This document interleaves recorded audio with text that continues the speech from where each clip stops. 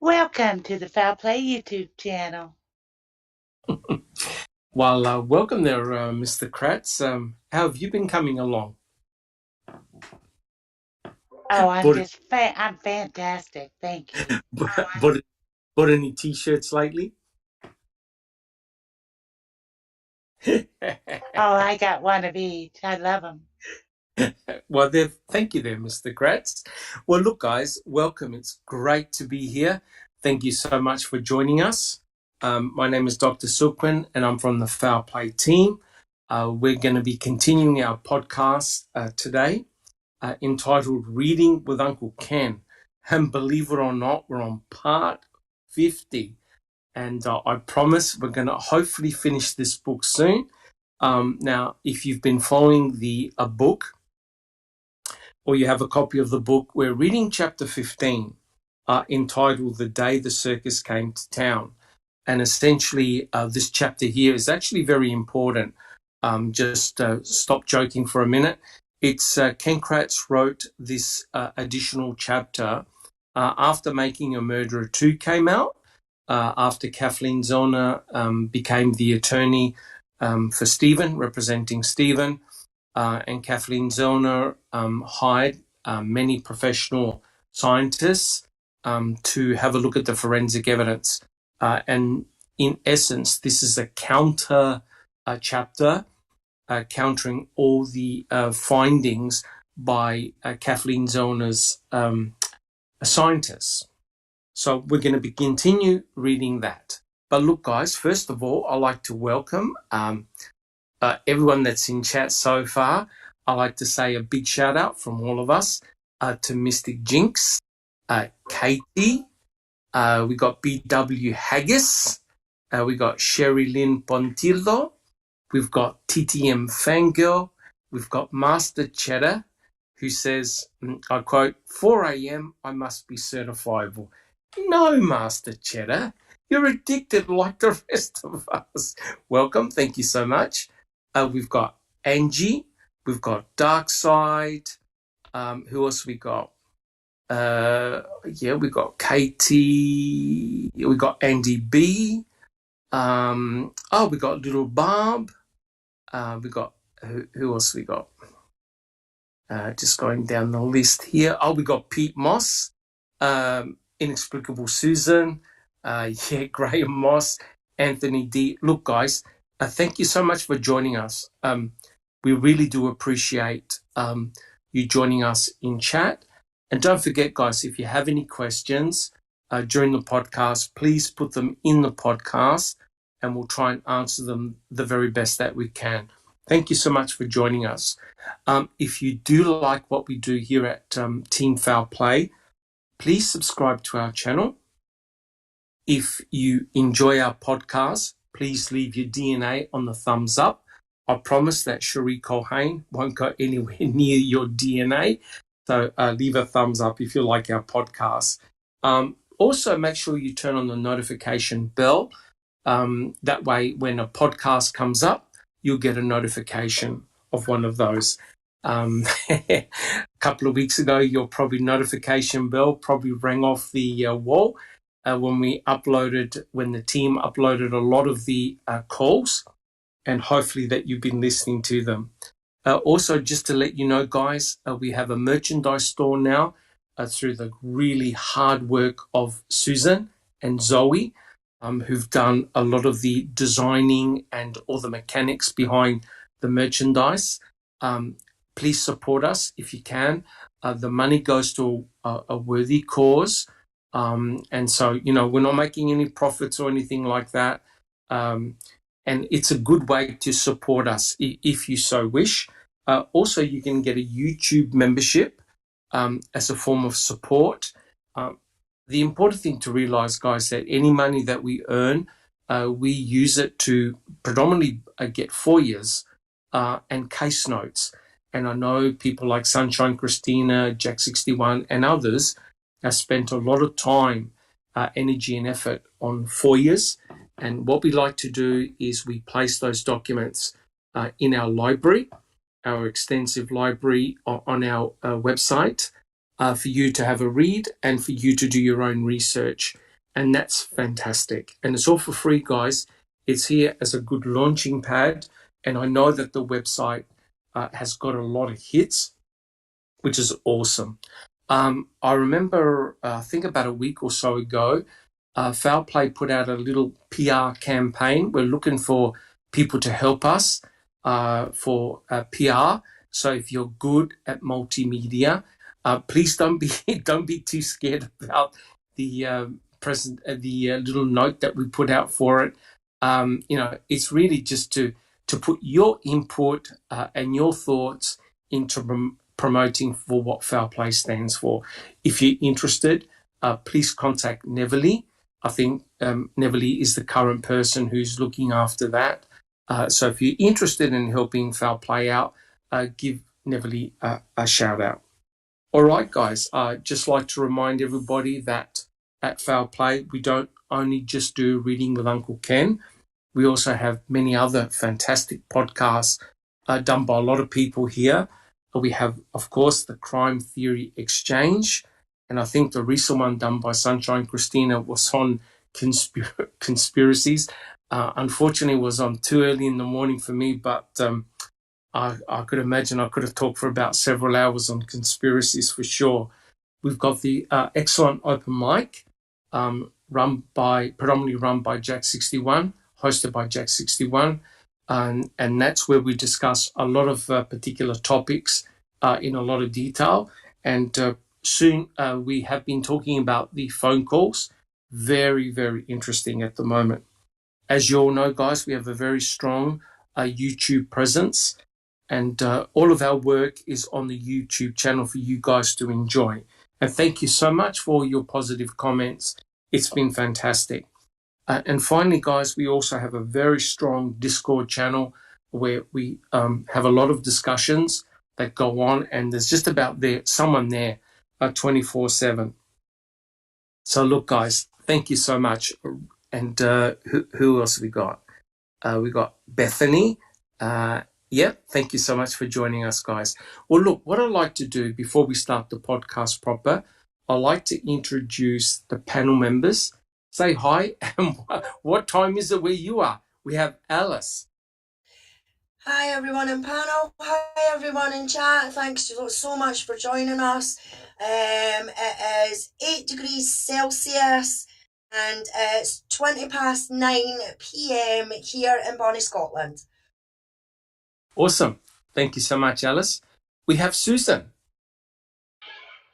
Hello from sunny South Kansas. It is 10 p.m. and 63 degrees. Awesome.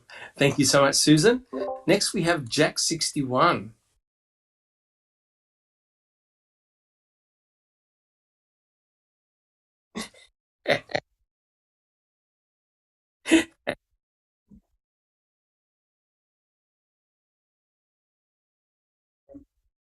Wow.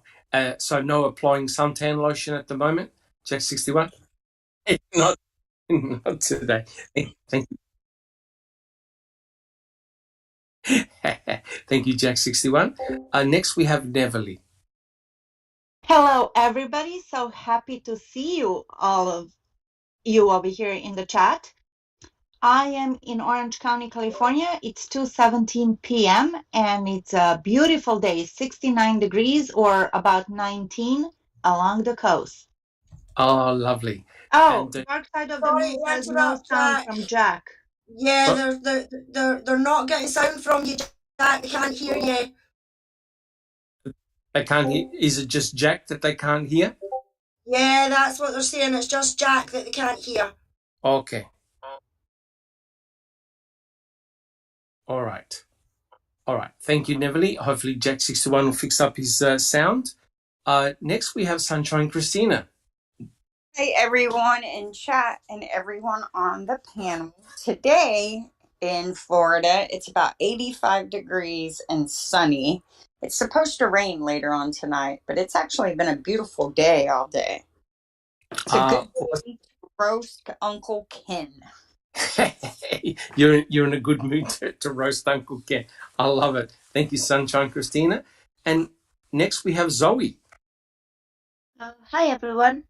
It's 10:20 p.m. where I am. It's 6 degrees Celsius or 42 Fahrenheit. Beautiful. So that's it. Beautiful. Thank you so much, guys. Jack 61, you want to test your microphone? Okay, hopefully everyone can hear Jack. Let us know in chat if you can hear Jack. My name is Dr. Silkman, and I'm from sunny South Australia. It's 10 to 8 in the morning, and it's 20 degrees, beautiful. So I think the comment was that they still can't hear you, Jack 61. So it must be some type of connection issue. All right, guys. Hopefully Jack 61 will fix up his microphone. Before we start the podcast proper, I do want to make a comment. It certainly has been, I want to read out a statement from Foul Play. It certainly has been an extraordinary week in the wider community. And I just want to read out a statement here from Foul Play. Right, and I quote, "At Foul Play, we have recently been made aware of several images depicting Stephen Avery that are currently circulating on social media. We are not interested in personal family matters and do not wish to add further to the drama, not now nor in the future.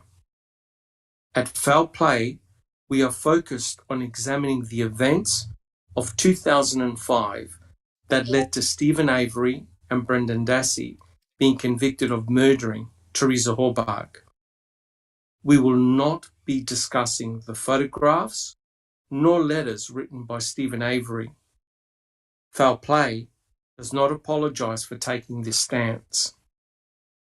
We have always maintained that at Foul Play, we examine the forensic evidence in the case and follow wherever it leads us. Thank you for your understanding and support from Team Foul Play." So, guys, hopefully everyone in chat has understood that, what our position are. We are very interested in remaining focused, having a look at the forensic evidence. And it is very important if you're going to poke holes in the state's narrative, you need to take apart the forensic evidence. And I believe that at Foul Play, we want to leave family matters as that. Personal family matters, that's their business, that's their concern, it's not ours. But what I would like to do before I continue, I would like to see if anyone in our panel has got any comments. Susan, do you have a comment? Yeah, I just wanted to say Anthony Hills asked if you would start the broadcast with an update on the cases for Stephen and Brendan, although I don't think there is much, but Yeah. At the moment, that's a very good question. At the moment, things are very much at a standstill in terms of, Stephen Avery getting a new trial, Brendan Dassey potentially getting a pardon.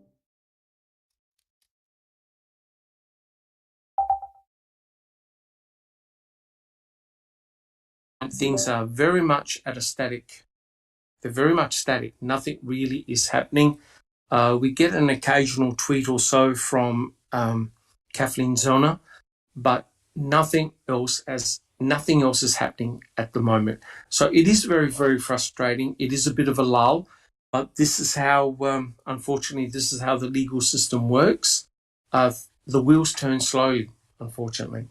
Thank you so much. I really appreciate that.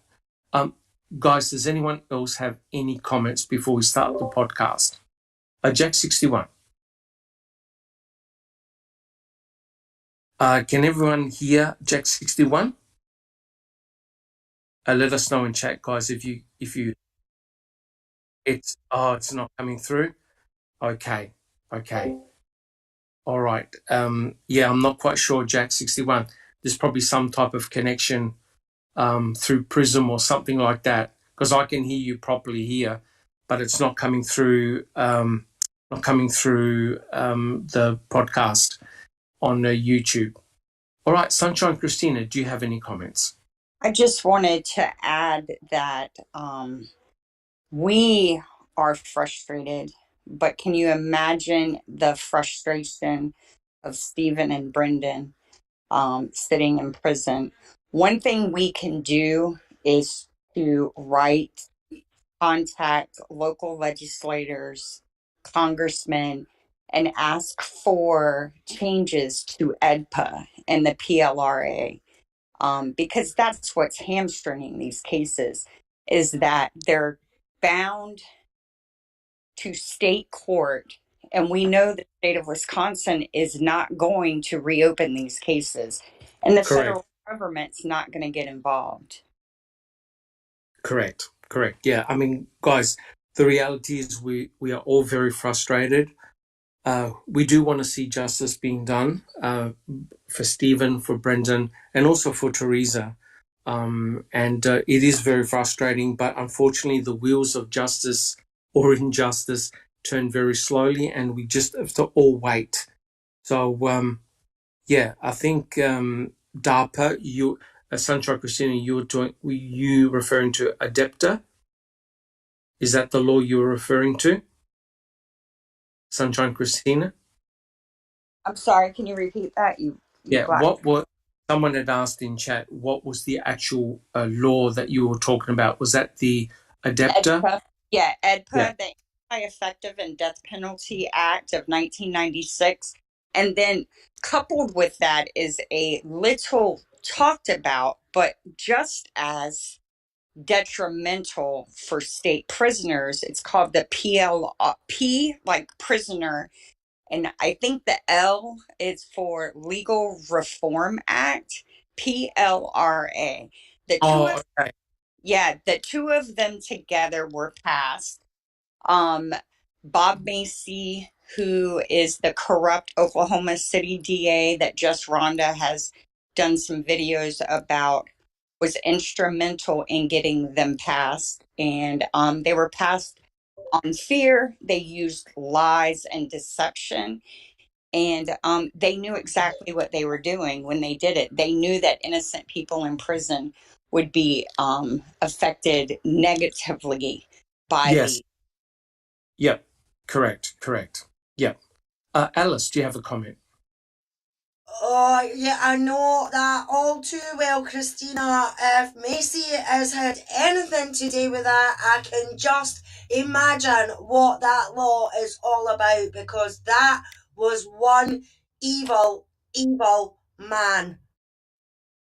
Yeah.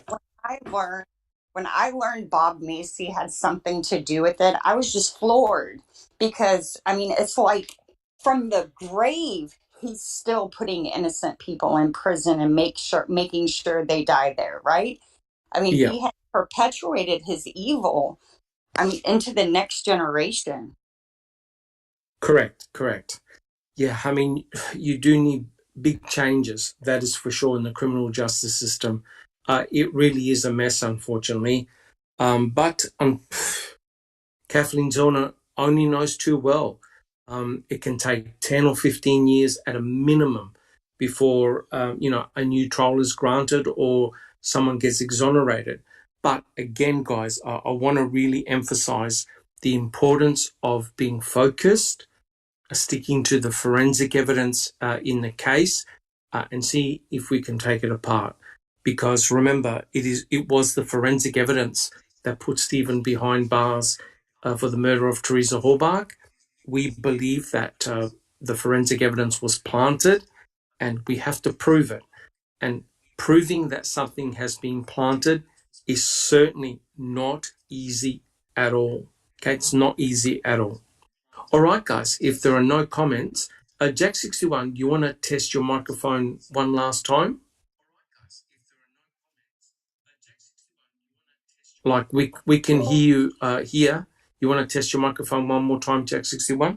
Testing, 1, 2, 3.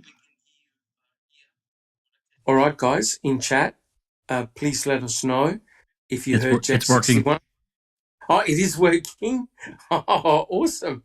You ripper. Thank you, Jack 61. All right, guys. Well, look, what we'll do, I know TTM and Fangirl will appreciate this. We'll start the podcast proper. So what we're doing is we're continuing chapter 15 here, guys. Now, remember, this is the topic on the blood. We're talking about the blood that was found in the RAV4. The blood in the RAV4 is very, very difficult to explain, right? And you know, if you're trying to poke holes in the state's case, you need to explain how the blood got put in the car. We can understand how Teresa Horbach's blood got placed in the vehicle. She obviously, from the way the blood was distributed in the vehicle, it appears that she was attacked behind the back door of her own RAV4, and she was placed in her RAV4. You could tell by the presence of her blood on the plastic panel. You could also tell that she must have been attacked behind the back of her own RAV by the droplets of blood on the rear cargo door.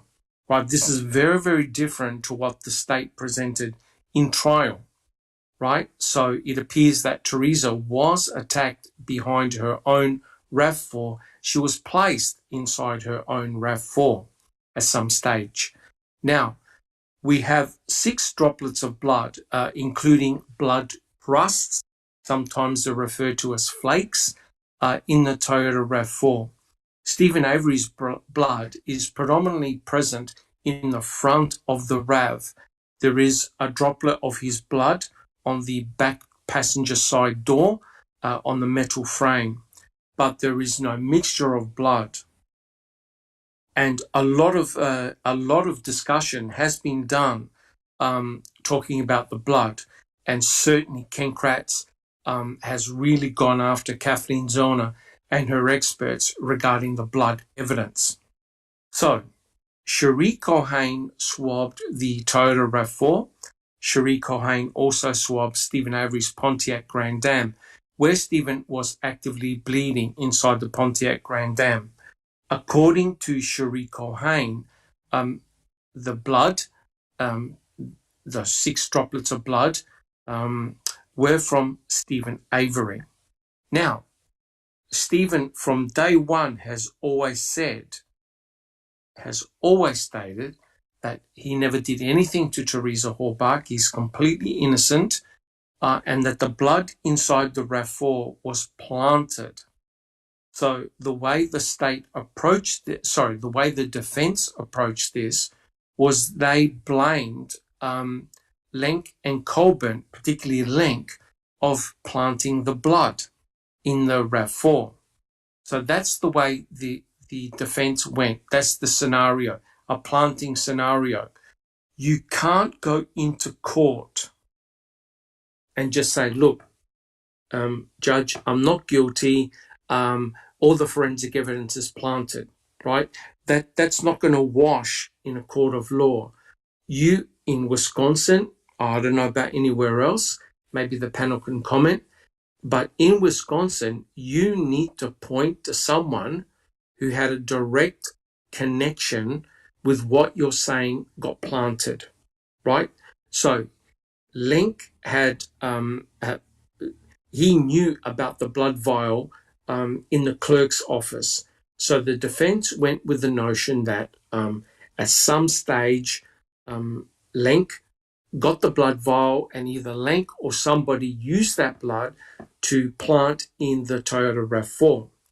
But there's a lot of problems with that scenario, right? For a start, nobody saw anyone planting any blood in the Toyota RAV4. And here is the big issue. The blood that was in the purple top tube, this was in the clerk's office, they discovered that the blood was still in liquefied form.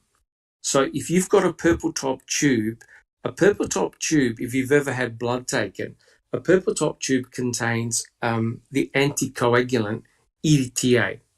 So when blood is collected from you, from a vein, and it goes into a purple top tube, the blood is under vacuum, right? Which means that the blood, they puncture your vein. It's a two-pronged needle. The other end of the needle punctures a purple top tube, and the blood flows inside the tube. Because it contains EDTA, the blood does not coagulate, right? EDTA chelates or binds calcium, and calcium is important for the coagulation cascade to promote clotting. If you bind calcium with EDTA, the blood remains in a liquefied form, and it can stay like that for many, many years. So that blood tube was used in 1996, right? Genomic DNA was prepared from that blood, and it was used in a DNA test, right? This was back in 1996. That blood vial was then placed in a styrofoam box and put in the clerk's office. Now, according to the MTSO, according to the investigators, no one knew about that blood vial. And if you remember watching Ma'am, the shock and horror look on everyone's face, especially Norm Garnes and Mark Wiegert, that lo and behold, there was a tube of blood, and the blood was in liquefied form. Now, the interesting thing is that the defense made a big issue about the hole in the top of the tube, right? That meant that somebody went in there with a syringe and took the blood out. But the reality is, if anyone's ever had their blood taken, or you speak to someone who does take blood, that hole in the top of the purple top is normal, okay? It's actually normal. It's not nefarious, right? That's exactly what happens when you collect blood. So the defense really, I think, made a huge mistake by saying that, yep, the tube has been tampered with, someone went in there with a syringe and took out blood, etc., etc. That hole in the purple top tube, in actual fact, is completely, utterly normal. But what is interesting is that a large volume of that blood is actually missing from the tube. Alice, do you have a comment? I was just going to ask you that, Doc. I mean, when you see that, it does look like there's some missing from the tube. But when you saying that the needle goes in your arm and then the other end of the needle goes in the tube and it makes that hole. But surely Correct. You could also put another needle through that hole to withdraw blood out of it. Yeah. Normally you don't do that. When you withdraw blood, what you do is you take off the top, right? Because the blood is under vacuum. Okay, that essentially when they construct these tubes, the tubes are under vacuum, or the air is taken out. So therefore, when the phlebologist, which is the person who takes your blood, pricks your arm, they put the other end of the needle inside a purple top tube, and the blood is drawn out of your vein very, very quickly. So they don't, the hole in the top of the tube is completely normal. There's nothing nefarious about it. It's normal, Doc, but what I'm meaning is it might be a normal hole, but if you're wanting to take some out of that tube without disturbing anything else, could you possibly reinsert a needle in that same hole to draw out blood? Yes, you could. So essentially, that could be how they have extracted that blood. So in a sense, even though it might not seem nefarious, it could be, because they could have easily have stuck a needle in there to withdraw that wee bit that you can clearly see that is missing from it. Yeah, there's about 4 mils missing from that tube. That's actually quite a lot of blood. that's missing. Neverly, do you have a comment?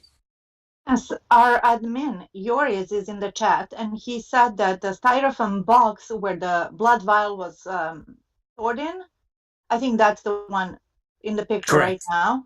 The Correct. styrofoam box was rebound together with Scotch tape. Someone opened it trying to obfuscate steps. Yes, they have a special tape when they close it and seal it, and that special tape was broken. So somebody went in there, did whatever they did, put the styrofoam box back together, and then they used Scotch tape. They didn't use the evidence tape to put it back together. That's what Yoris is referring to. Correct. Look, Thank I'm you, not. Yoris. Yeah, thank you, Yuris. I'm not disagreeing with that at all. There is a lot of funny business going on, but apparently that was explained because the Innocence Project team had actually opened up that box, and you can actually see behind that box they actually wrote it that they had opened up the styrofoam box. The mistake that they did was that they used ordinary Scotch tape in order to seal up the box again. What they should have done was used evidence tape and sign it, right? Sign across it. So that wasn't error. Sorry to interrupt you, Doc, but No. we're getting things in the chat. It's buffering. It keeps buffering, and Katie said it's cutting out Oh, on the stream. So, I mean, it hasn't done it for me yet, but my computer's running about a minute slow. So, okay. Okay. Well, we'll continue. Hopefully it will improve. It says cutting in and out. Okay. yeah. All right. Yeah. So Jack 61, anything on your end that you notice? Everything's going okay? Okay. All right. All right. So we'll continue. Hopefully everything will be fixed up. Right. So look, we can discuss that blood vial for hours for sure. Sunshine Christina, do you have a comment? I just want to say that we are talking about the Manitowoc County government agency. Yes. Can't even have faith that the only times they entered that box is when they say they did.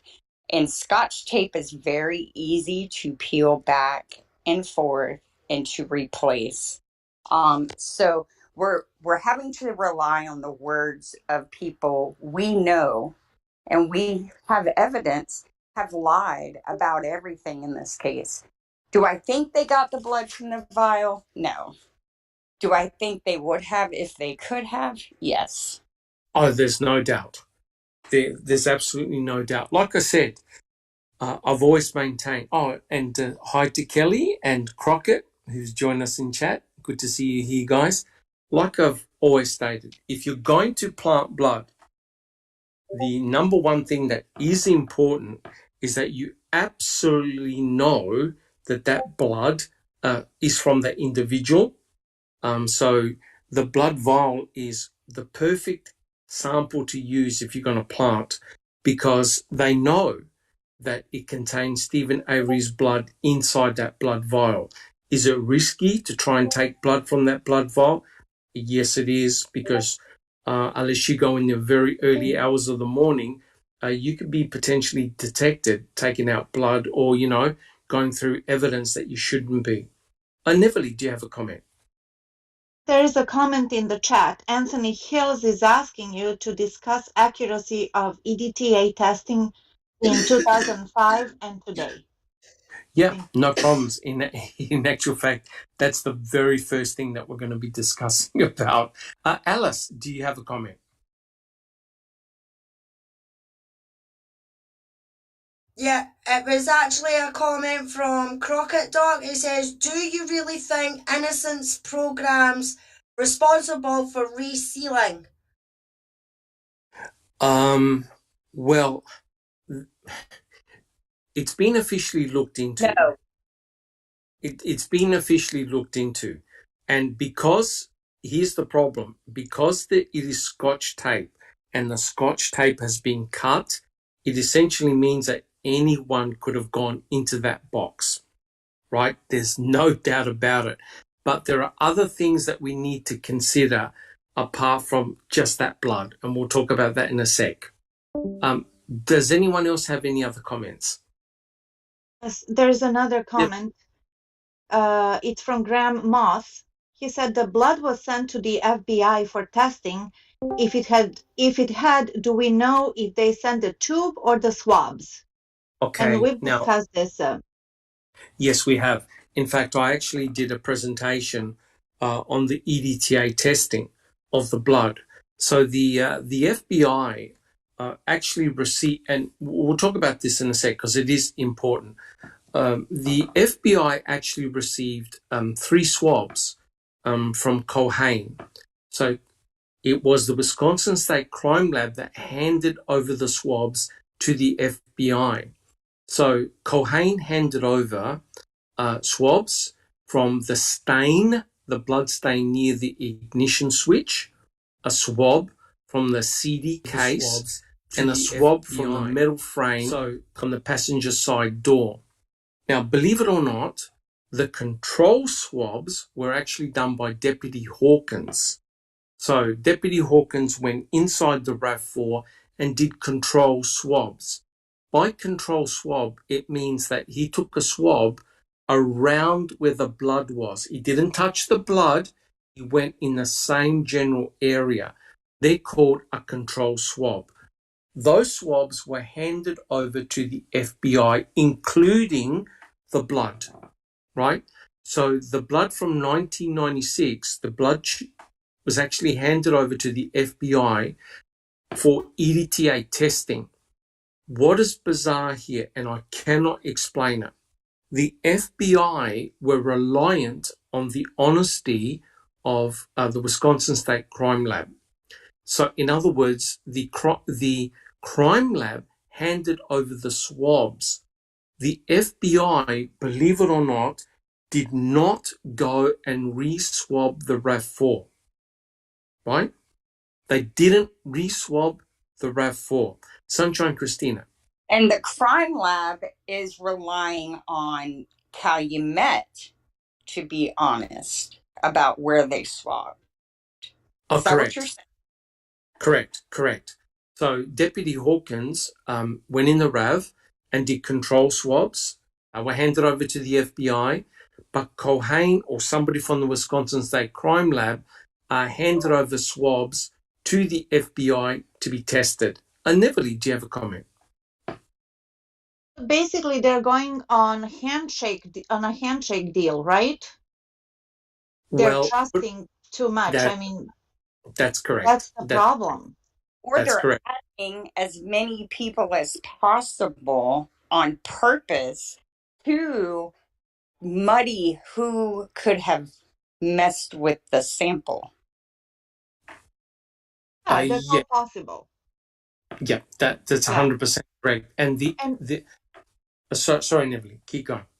Okay, and the other shady thing is that FBI did not have the EDTA testing procedure anymore. They didn't have the test because that was obsolete. However, for this case, they made one up quickly and they had the results done in a record time, and that was all admissible, which is also shady. Correct. But let me tell you right now, I've read the documents. Judge Willis, in my understanding, he didn't believe in the FBI, the EDTA testing. He thought they were very, very suspicious, right? Because you're correct. The last time the FBI were involved in EDTA testing was with the O.J. Simpson case, and they stuffed that one up good and proper. And lo and behold, the state had asked the FBI to do another EDTA testing. And you're correct, Neville. The FBI had to come up with a brand new test for EDTA. EDTA is not routinely tested, okay? EDTA is extremely difficult to detect. EDTA is a chemical, and it's absolutely everywhere in all products, car cleaning products, shampoos, hair conditioners, you name it. It's absolutely everywhere. But it's also used as an anticoagulant, right? But you don't have a routine test for it. You have to make up one from scratch. Alice, do you have a comment? It's actually Crockett in chat. He says, who was the evidence custodian? That's who's responsible. Meaning about the blood vial. But yeah, I mean, to me, yeah, the evidence custodian would be first one that you would think of. But you've also got to remember that that blood vial was not in a secure location. It was sitting No, in a box in a in an box. office. You know what I That's mean? It correct. wasn't in a controlled environment. It wasn't behind a lock and key where a certain person is the only one that can go and get it, like the doctor or whoever, you know what I mean? It was sitting in a box underneath paper that wasn't even sealed up. So in my opinion, anybody that knew the clerk's office or anything like that could have went in there and got that vial if the vial has got anything to do with it, in my opinion. It doesn't necessarily have to be the evidence custodian. And if I'm correct, was it not Uyghur or something like that that was the evidence custodian at the time? I actually think it was Dave Remiker. I have to. Was it Rebecca? Yes, I knew it was one of them, Doc. I knew it was one of them. But the way that was left out, anybody, we got Fassbender, Kasurik, Peterson, you know, any of them could have got to that box and got that file if the file has got anything to do with it. that's correct. That's correct. Tom Kasurik did not. Sunshine Christina. Sunshine Christina. I was just going to say, I'll bet $1 that Tom Kasurik did not surrender his key to the building when he retired, and nobody had the courage to ask for it. I also wanted to mention that that scan that they did would eradicate EDTA, right? The scan they did at the RAF that really they have no explanation for doing. The laser scan would Oh, also. yeah. The believe it or not, I've never heard of this before, but the state must have called in the FBI because the FBI took apart the RAV4, and the RAV4 used a laser scanner to look for fingerprints. So it was a mobile laser scanner looking for prints. So they were trying to find fingerprints, obviously belonging to Stephen Avery or Brendan Dassey. My understanding is that the FBI didn't find anything, otherwise we would have heard it in a report. I don't believe that the laser scanning per se would have removed the EDTA. The EDTA is a chemical. I think the laser scanning works on a totally different principle. It looks at surfaces. It's all done by computers. They're looking for imprints of fingerprints. So it's a totally different system, Sunshine Christina. Yeah, Yeah. I'm not. Yeah, somebody posted an article on Reddit just showing. I didn't research it to see. Maybe Jack's as well, but they said that the light that they use to scan does something to the EDTA. And isn't it odd that they used that to scan for fingerprints, even though they collected 8 and didn't bother identifying them? The whole thing is ridiculous when you think about it, because what on earth are they looking for fingerprints if they already had Stephen Avery's DNA, right? If Stephen Avery's blood, if that in actual fact is Stephen Avery's blood, why are you looking for fingerprints? If that's his blood, then obviously he had to be in the vehicle to have left that blood. But for some unknown reason, the FBI went in and took the RAV4 apart and started looking for fingerprints. I don't know whether they were using new technology at the time, but I haven't seen any reports stating that they found fingerprints belonging to Stephen or Brendan. Jack61, do you have a comment?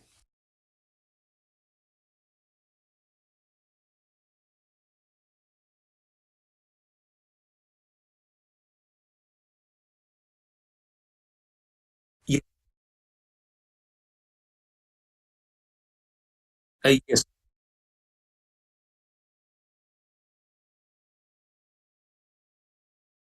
Yes.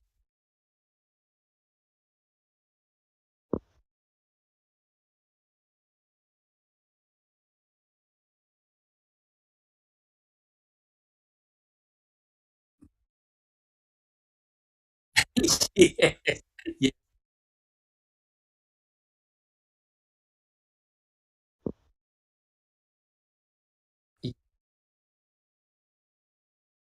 Yeah. Yeah. Correct. Correct. Day Yeah. was that? Do we know? What was that, son? Day was that? Do we know what day? Wasn't that early on the 5th? Yeah, what on the 5th?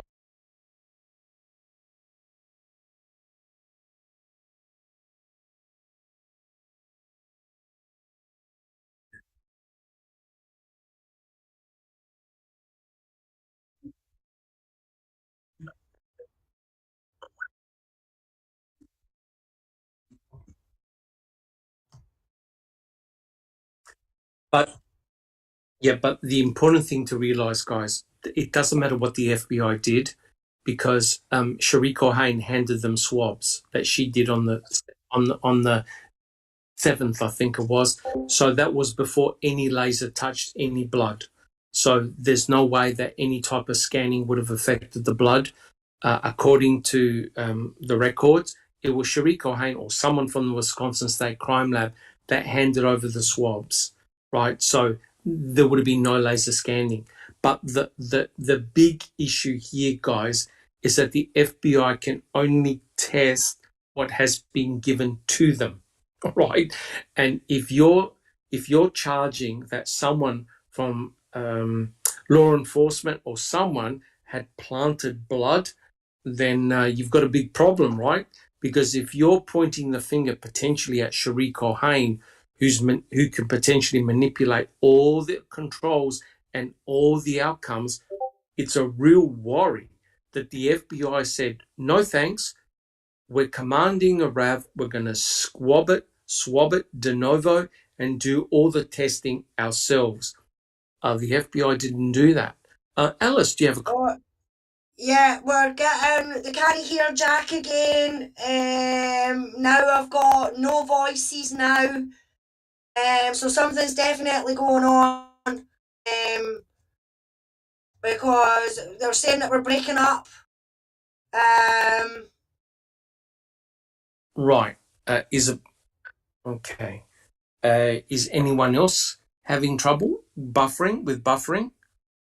you can only hear the dogs. I've not got buffering. No, I've not got buffering, and I can hear everything fine. And I'm seeing it. They're just saying that they can't hear Doc. It's breaking up. Darkside says there was no voices now, and then Darkside saying it's only Doc. Right. Kelly says she can hear everything.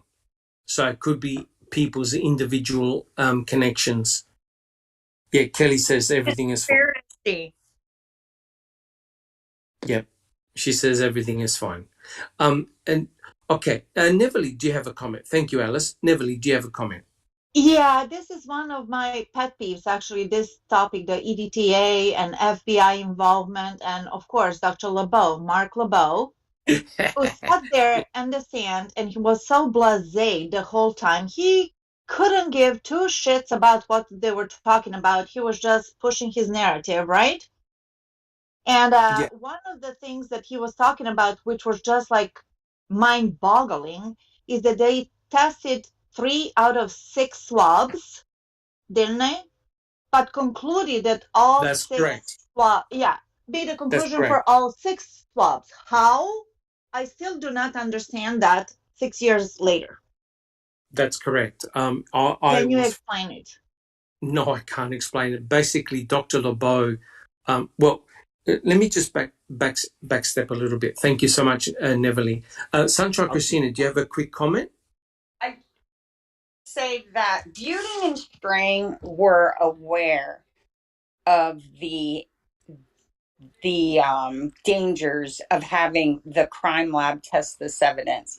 They tried to be present And I think they may have even tried to have independent tests done. Both of those were shot down by Willis. Oh, yes, correct. Willis was not going to allow the defense to now do independent testing because it probably would have taken weeks, if not months, right, to do the testing. But so unfortunately, it is what it is. But getting back to what Neverly said, Dr. LeBeau's team did not test all the samples, yet he drew conclusions without even testing the samples, which is absolutely mind-blowing. So he had several swabs, he only tested a few, and he concluded that the other swabs didn't have EDTA in them. And Buting said, well, did you do the test? Nope. So he surmised and speculated that those other samples which he did not test were EDTA free. Neverly, do you have a comment? So basically that was done on an assumption, right? Allegations, Correct. speculation, and assumptions, and Willis allowed that.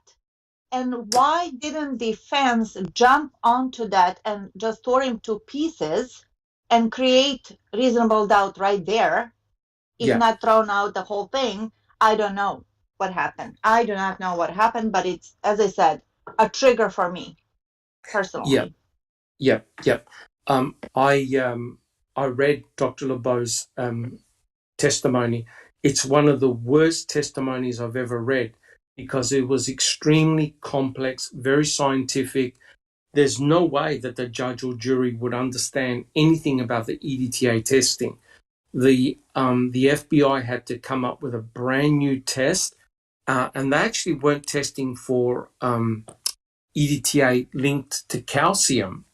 They were actually testing EDTA linked to iron because they said that the amount of EDTA linked to iron is much higher in the blood than EDTA linked to calcium. But one problem that they had with the test, well, actually they had several problems, and that is that the EDTA could not be detected under a certain amount. So it was worked out that if the EDTA was at 13 milligrams per liter, less than that, their test could not detect it. Guys, are people still having trouble hearing us, or can people hear us? It's mixed stock. Some are saying that they can hear us. Some are saying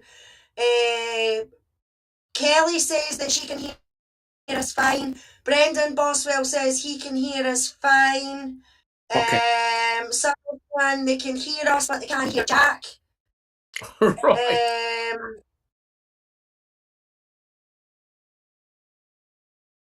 Right. Kelly says, I'm the one that's breaking up the most. Yes. It's going really crackly. Yeah. Sometimes your voice does go crackly.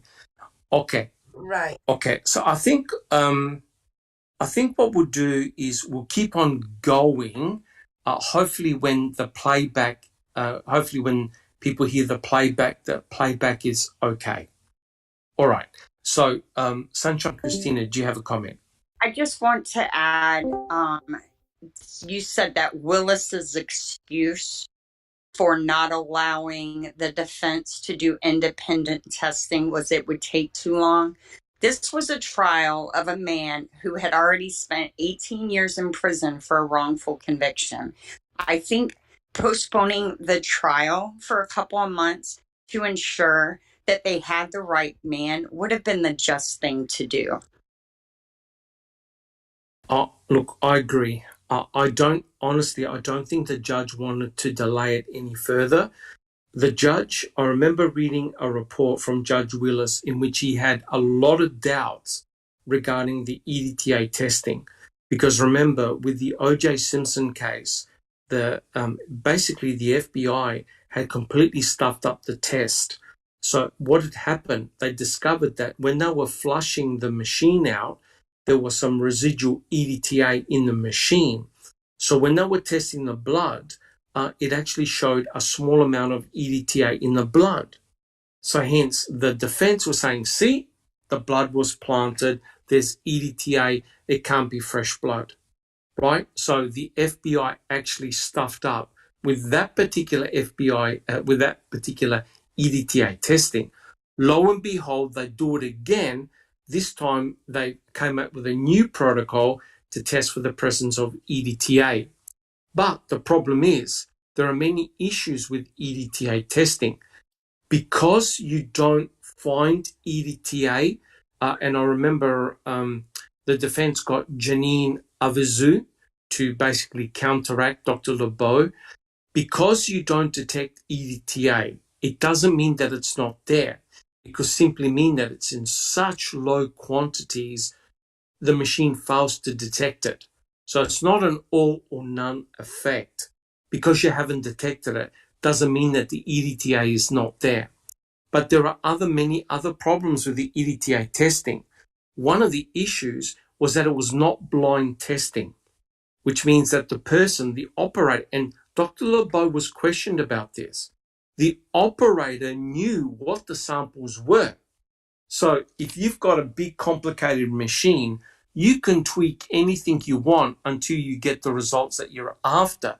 That's the danger of not doing blind testing, right? So there were issues. And also, some of the samples that were meant to have EDTA in them, the testing failed to show the EDTA. So clearly there were problems with the EDTA testing.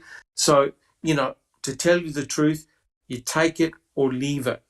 But if I was going to do the planting, I would make sure that either I knew it was blood from Stephen Avery, or two, that it contained DNA from Stephen Avery, right? But of course, the other thing that we mustn't forget is that that blood may not be Stephen's at all, right? And the person controlling all the results is Cherie Cohen in the lab. So all she has to do is present swabs from the Pontiac Grand Dam or from his sink or from the garage or anything that's got Stephen's blood and Stephen's genomic DNA, and no one is going to know about it. But the problem is, there are photographs showing blood in that RAV4, which means that at some stage, someone put blood in that RAV4. You can't hide from that, right? There's photographic evidence showing that there was blood in the RAV4. So hence the defense have come up with the planting scenario from the blood vial, right? So there are all sorts of problems. And the blood vial, don't forget, was 11 years old. It's old blood. You have got no idea the age of that blood and what it does to the EDTA. And what's remarkable is that the FBI prepared solutions and samples of blood containing EDTA, and they said that it had a shelf life of 2 years. So now they're testing blood that's 11 years old. Guys, does anyone trust those results? Anyone here trust the FBI results? I certainly don't. Anyone on the panel trust those results? Alice? No way in hell. Yeah, it's a bit of an issue. And Kelly's correct. The blood was old, no doubt, but it was still in liquefied form, which means that that blood, as long as it's airtight, is still going to remain in liquid form, right? You're not going to form any clots, because my understanding is that the amount of EDTA they add to a purple top tube is in excess. You have a huge amount of EDTA, but you don't know how it breaks down chemically over time. No one has done testing like that. Jack 61.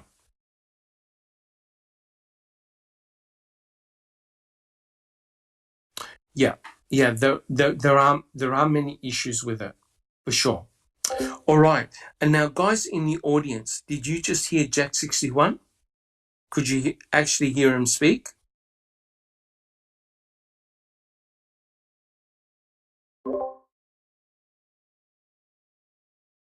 Oh, okay, okay, okay, okay. So maybe it's not going through.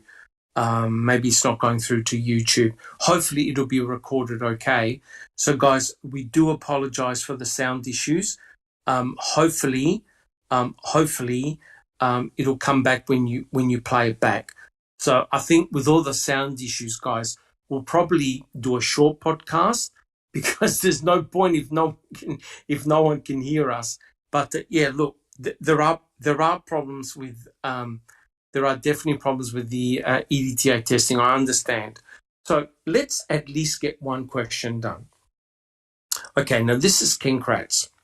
I quote, I can't leave the subject of blood evidence without sharing the most explosive conclusion Zellner's expert Stuart James provided in his written findings. Findings never shared in MAM 2.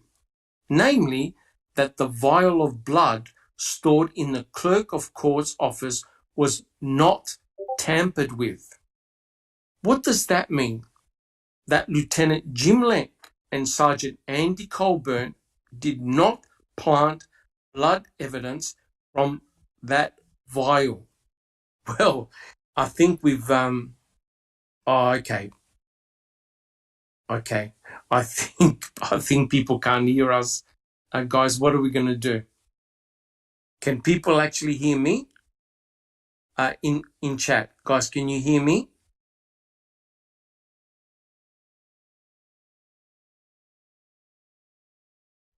I can hear you just fine on Discord. Oh, they can? Okay, they can hear everyone but Jack. Oh, no. Oh, no. All right. So hopefully the rest of the panel will be able to make up. Keep talking, Jack. Hopefully it'll be recorded when they play it back. Okay. So the question to the panel is this, and we've actually discussed it. And the question is, why didn't the FBI re-swab the RAV4 prior to EDTA testing? Who would like that? So how do we explain this? How come the FBI didn't command the lab and say, right, we'll start again, we'll re-swab it? Why didn't they do it? Who's got an answer? Neverly. That at that point in the trial, the state wanted to kind of secure the deal when it comes to the blood and the planting of the blood and whatnot, and that the FBI involvement was just a routine thing, just so they can check off the box. Yes. That's my opinion, because it was shady all the way around. We said why. The way they tested it, what they tested, which was just given samples. They didn't retest it themselves. Who gave them the samples? They didn't have the test. They came up with a test quickly. They tested 50% of the samples and calling them all legit, and it was all admitted. So I think that it was really just a routine thing, check off the box. There, we proved it with the FBI, which is a separate entity, and goodbye. Move on to the next. Yep. Correct. Look, it was a very risky move to take, potentially a very risky move to take by the state, because I tell you what, imagine if they had found EDTA in those swabs, in the blood, I'm absolutely sure that the state would have come up with an alternative theory to say, well, there are car products that have got EDTA. We don't know whether the blood has got EDTA. It could have come from the car, so et cetera, et cetera. So in other words, Willis was well aware of the pros and cons of the arguments, right? Despite that, you have to prove how that blood got in the RAV4, right? Doesn't matter if it came from the vial or it came from another source. You have to show how Stephen Avery's blood got placed in the RAV4. Sunshine Christina, do you have a comment?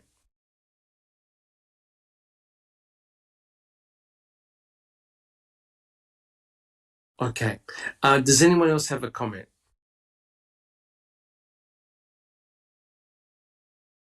All right. So yeah. So this is the problem.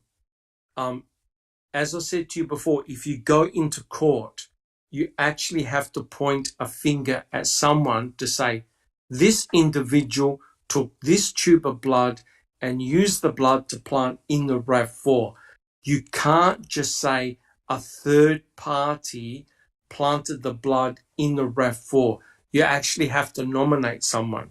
And the mere factor that the defense pointed a finger at Lenk and Colburn as potentially planting forensic evidence, that really upset the state big time. But that's the problem. It is very, very difficult to plant blood. Not so much to plant the blood, but to prove that something has been planted. Alice, do you have a comment? Pete Moss in chat says, when you already know the outcome, there was no need. Oh, it just disappeared. Yeah, look, that really is the big issue, right? And again, I did a presentation on this. You can easily fool the FBI. So if Sherry Cohane gave substitute swabs, 3 substitute swabs from the Pontiac Grand Dam, and said these came from the RAV4, right? The FBI would have no idea where those swabs had come from. So if they'd come from the Pontiac Grand Dam, then they didn't test for DNA. The FBI didn't do genomic DNA extraction. They only look for the presence or absence of EDTA. So if you hand over 3 swabs from the Pontiac Grand Dam and they're relabeled as swabs from the Toyota RAV4, the FBI are going to come back and say, we found no EDTA. Right? Now, it was actually 6 swabs, was it? No, they got docked. Yes. Yeah, 6 swabs. but they only tested 3. That's correct. The FBI didn't test all the swabs, but the FBI concluded that none of them contained EDTA. Right? So that's the problem. The FBI didn't test all the samples, but nonetheless, from the samples that they tested, they didn't find EDTA. This was, this hurt the case because it meant that the blood could not have come from the blood vial. Neverly, do you have a comment? Basically, what we are saying here is the blood could be from a sheep, a deer, or any other person. It doesn't matter. FBI wasn't concerned whose blood it was. They were just concerned with whether there's EDTA in it or not. Correct. Is that correct? That's correct. So they what they did is they took the swabs and they extracted the blood from the swabs, and then they put it through their procedure. And the question they asked was, does this sample contain EDTA? Yes or no? That's it. They couldn't give a stuff whose blood it was, where it came from, whether it was animal blood, human blood. They weren't interested in that. They were asked the only question they were asked, does this sample of blood contain EDTA? Yes or no? But even when they were testing positive controls, they had trouble, right? Some of the samples that should have come up did not. So that there were problems with their own protocol. Neverly, do you have another comment? So you could go on and on about this, but I'm going to stop because, that's the same thing what Kratz said. All you have to know in Brendan's trial, was he there and did he help? Everything else, it didn't matter. Same with this, the only answer they had to give the FBI was if there was EDTA or not. It could have been anybody's sample. Correct. From any source. Correct. And that's why, guys, the FBI should have commanded the RAV and said, look, we're taking over the RAV, we'll bring it to our laboratory and we'll test it independently. Don't touch it, don't go in the RAV, we will re-swab it. We'll do our own controls, we'll do everything ourselves. That way, you absolutely know that there's no possibility of swapping samples. Now, here's the problem. If you don't trust the Wisconsin State Crime Lab, there's a problem. It's the Wisconsin State Crime Lab that are handing over the swabs for the FBI to test. If Culhane already knew that those swabs were swapped, then did the state have anything to worry about? They already knew what the answers were going to be, Alice. Andy Hills in chat is asking, what is the protocol for collecting blood samples for testing in the FBI? Oh, well, normally what they do is they take a swab of the blood. So they take a swab of the blood. So say the sample of the blood was in a tube. They take a swab, they cut the swab, and they elute the blood from the swab. They run it through, they've got several filtration processes where they filter the blood. So basically what they want to do is remove all the complex proteins, etc., and look at really the fluid part of the blood, because EDTA is a very small chemical. So they do a filtration process, and then they run it through a mass spec machine. It's a very, very complicated setup. And they run it through the sample, and it's all read by a computer. And the computer will give you peaks, valleys. It will tell you whether the sample has got EDTA iron, free EDTA, etc.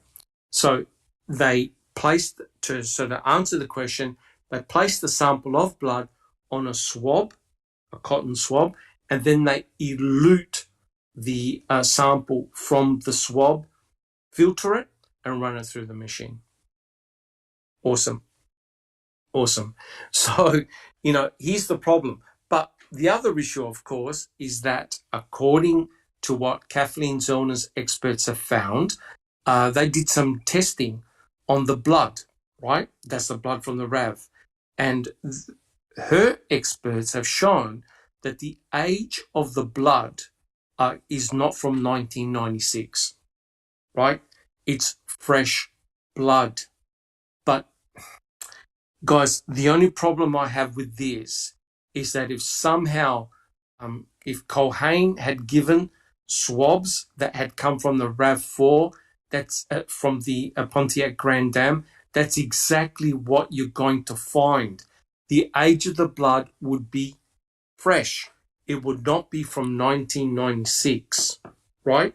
So we have this terrible situation whereby they could have used the blood from the blood vial to plant, but the swabs that were given to the FBI and the swabs that were given to Zellner were not from the RAV4, but from the Pontiac Grand Dam or from Stephen's garage or from Stephen's trailer, right?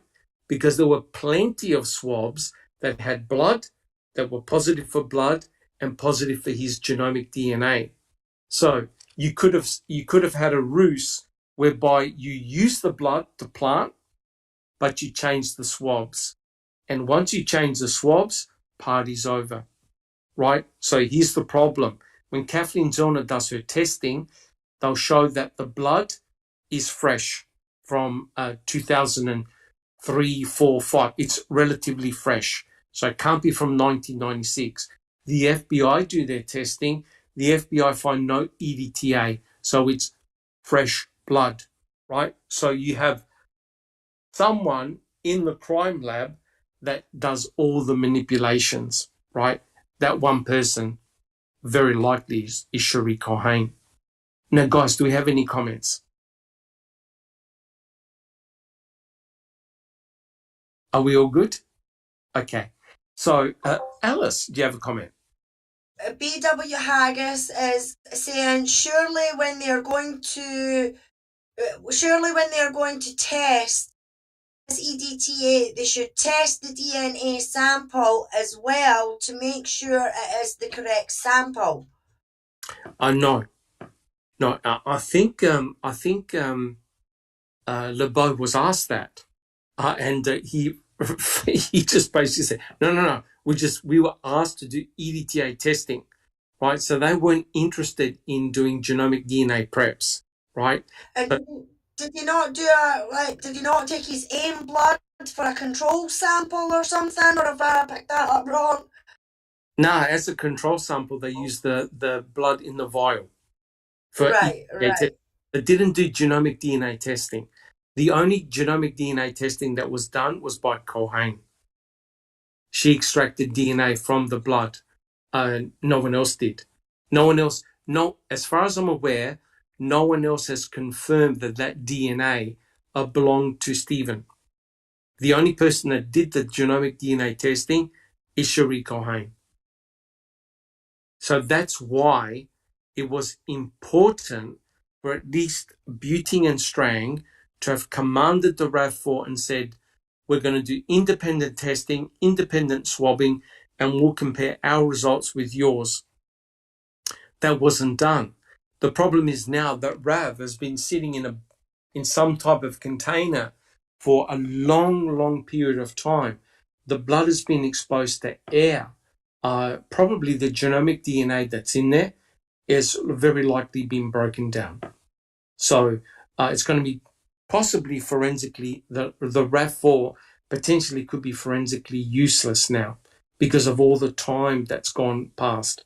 So the only thing that will be kept will be the swabs, and that's it. So you've got to trust the origin of those swabs, that they're all correct.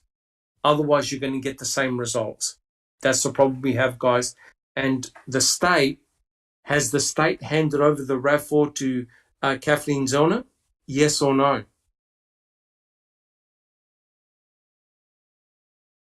Alice?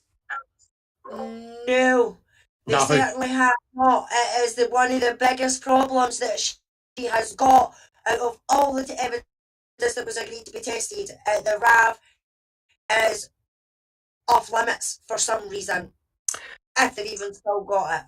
Correct. So think about it, guys.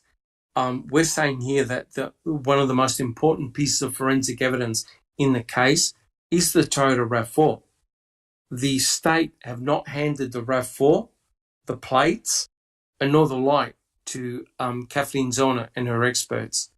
And as I've said many times before, you want to crack the case, you need to understand what happened in that RAV4, right? And her blood expert, Stuart James, basically showed that Teresa Horbach was attacked behind her own vehicle. That's a very important point because of the way the blood was distributed on the back door. It had nothing to do with being flung in the RAV4, right?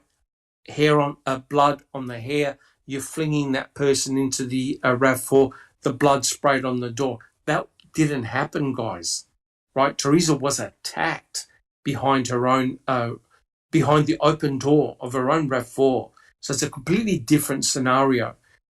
Why the state won't give her the RAV or the plates or the light, I've got no idea. What are they? On the bones? Well, no, the bones are gone. Yeah, the bones are gone. Yeah. So it seems to me that the state are giving away all their important pieces of forensic evidence, or they don't want to give it to her. So if the case is so strong against Stephen, hand everything over, get it retested. But I'm afraid it's getting to a point where it's almost too late, guys. It really is. All right, guys. So does anyone have any additional comments? All right. Well, I just, this is really, really important because a lot of people think that planting blood, someone's never going to do anything like that. But let me tell you right now, planting of blood has been done, and I'm sure will continue to be done. And the most shocking case I've ever read involved the Douglas County Chief Crime Scene Investigator, David Kofod. Now, I'm not sure if you heard about this guy, but this terrible double murder took place in which a husband and wife were essentially shot to death in their own house, right? and the investigators targeted. I think they were the nephews, one of the nephews of this couple. This occurred, I believe, in 2006, I think it was, or 2005, in Nebraska. And the guy that they questioned wasn't too smart, right? He was intellectually disabled, basically. He was another Brendan Dassey. And the investigators applied the read technique on him, right? And after he said, I wasn't there. I didn't do anything. They didn't believe him. They said he was lying. There were two detectives questioning him.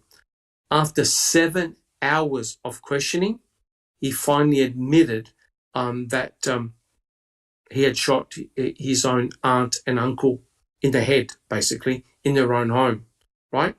And then they said, well, the detectives basically said to him, well, you weren't alone, were you? And then he thought about it, and then he blamed his cousin. So they arrested his cousin, right? And his cousin was smart. His cousin said, right, I want an attorney. And both of the suspects were put in prison, right? They were jailed, right? And in the meantime, what was going to happen to one of them potentially was to face the death penalty. This was the murder of two people in their own house in Nebraska. But at the same time, the crime scene detectives were finding all this other forensic evidence that didn't match what the guy's name was, Matt Livers, what he was actually saying.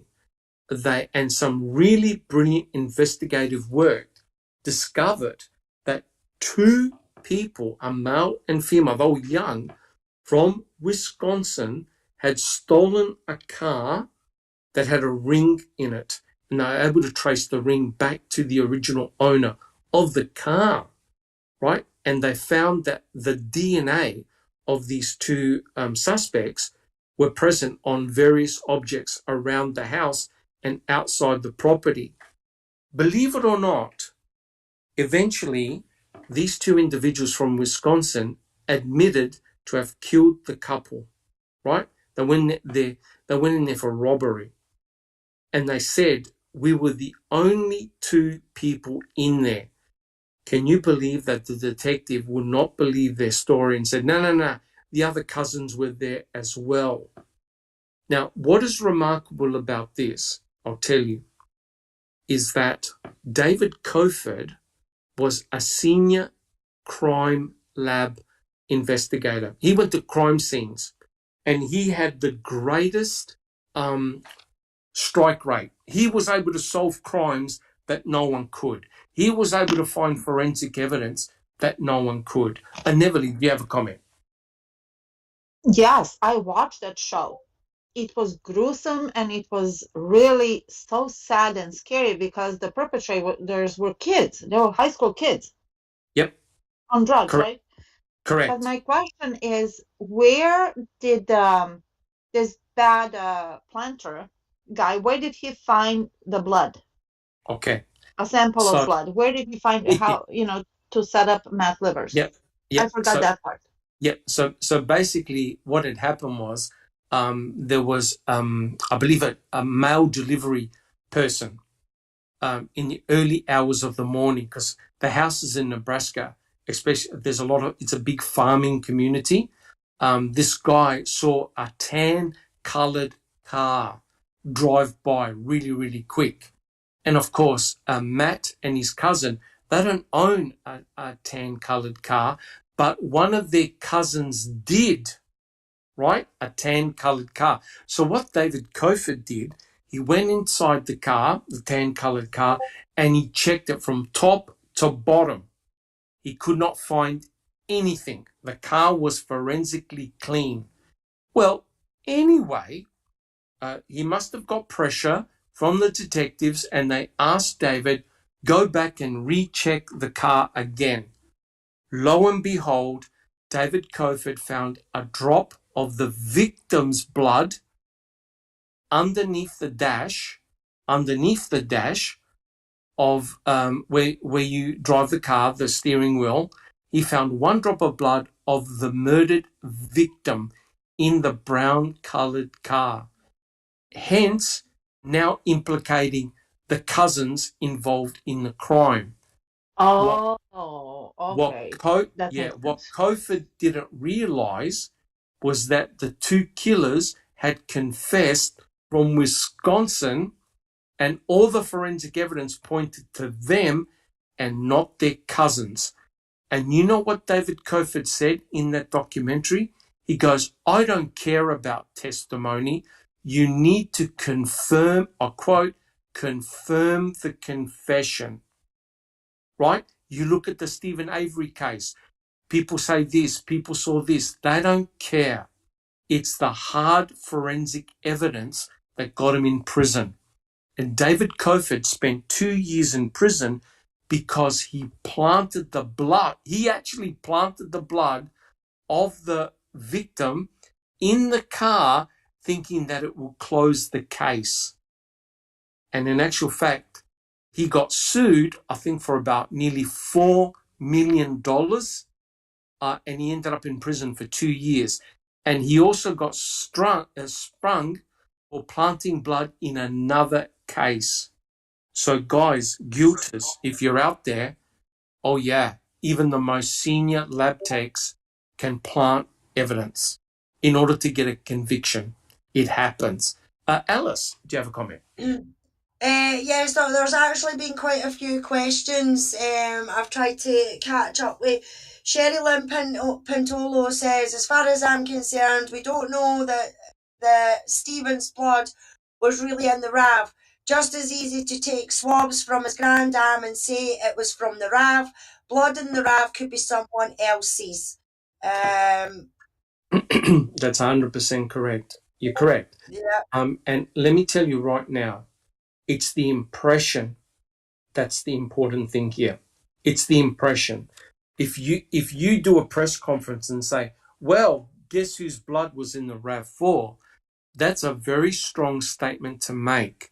If your lab tech, Cherie Cohen, is saying, oh, yeah, I tested the swabs, they belong to Stephen Avery, right? That's very, very strong evidence. It's what David Cofer did, confirming the confession, right? Except, of course, Stephen never confessed. But you look at what Brendan Dassey said, right? So it's now providing that forensic evidence in order to nail Stephen. You're correct. You do not know whose blood that actually is. You need independent forensic testing on that blood. Alice, do we have any more questions? Yes, we certainly do. Just a couple more. We've got Pete Moss, who says, were the defence ever given the chance to try to test for EDTA? No, the defence was actually denied. Basically, what Judge Willis said, hey, you've been sitting on this case for 3 or 4 months. How come you never tested it right from day one? So Judge Willis didn't allow Strang and Buting to retest the blood, correct, for EDTA or otherwise. How's that legit? Sorry? Yeah. How's that legit or just? Well, he's the judge. Unbelievable. He's just a couple I'm of more. I'm gonna go and find my happy place. Okay.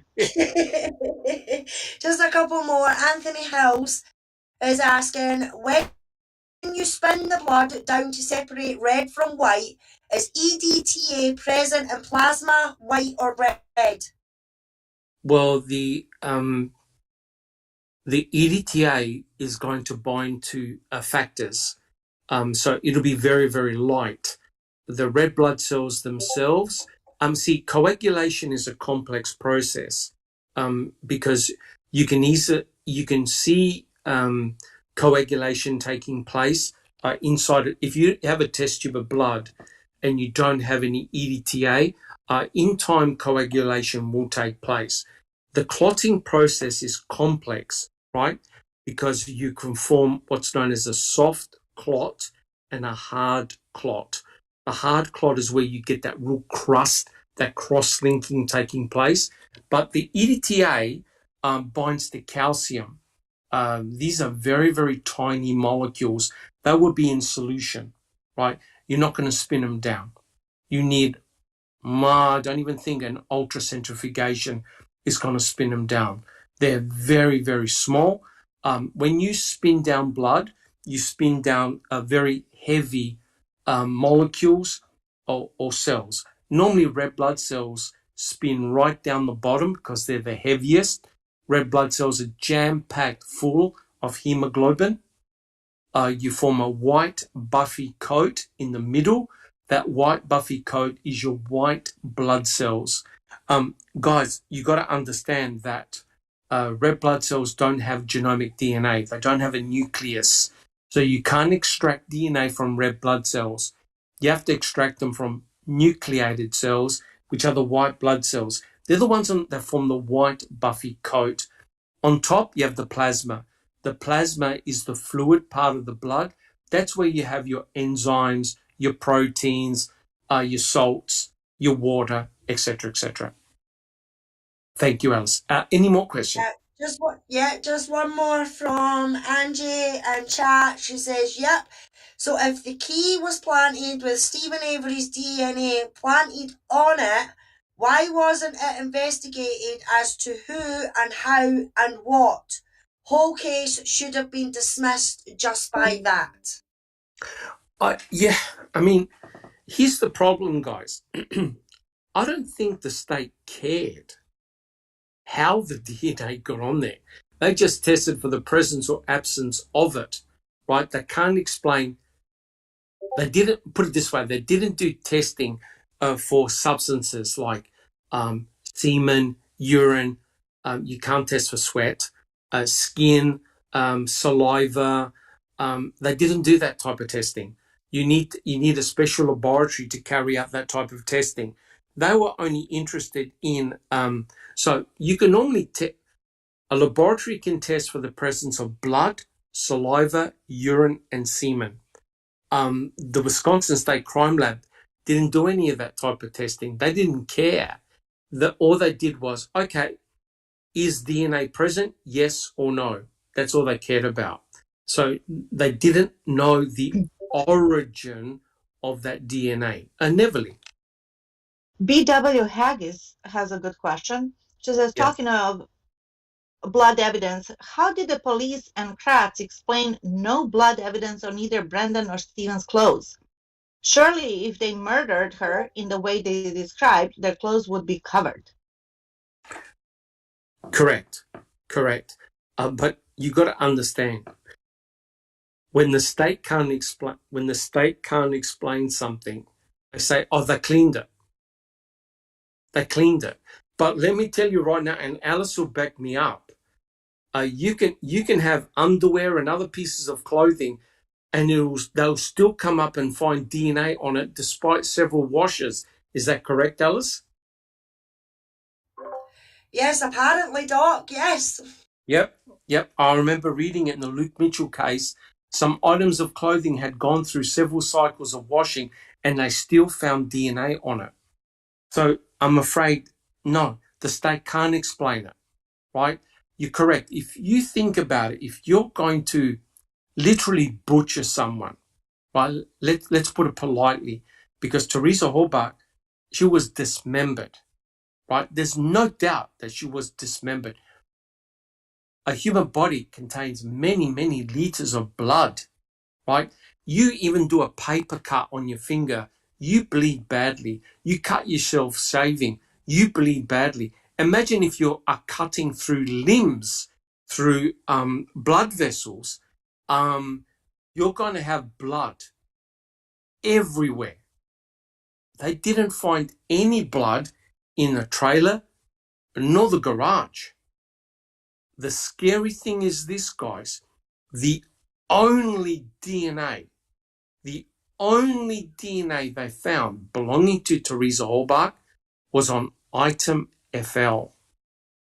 And this is the biggest argument I get into guilters. They simply do not understand item FL. So think about it. Apart from the RAV4, the only DNA belonging to Teresa Halbach was on item FL. nothing in the garage elsewhere, and nothing between the houses and the garage, and nothing in the trailer. I have no idea how Stephen and Brendan were able to completely forensically clean and sterilize a brutal, brutal murder. No idea. Guys, do we have any comments? Jack 61.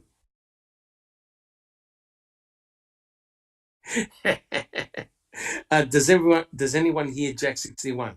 Did anyone hear? It didn't work? Oh no. Okay. Alice, do you have a comment?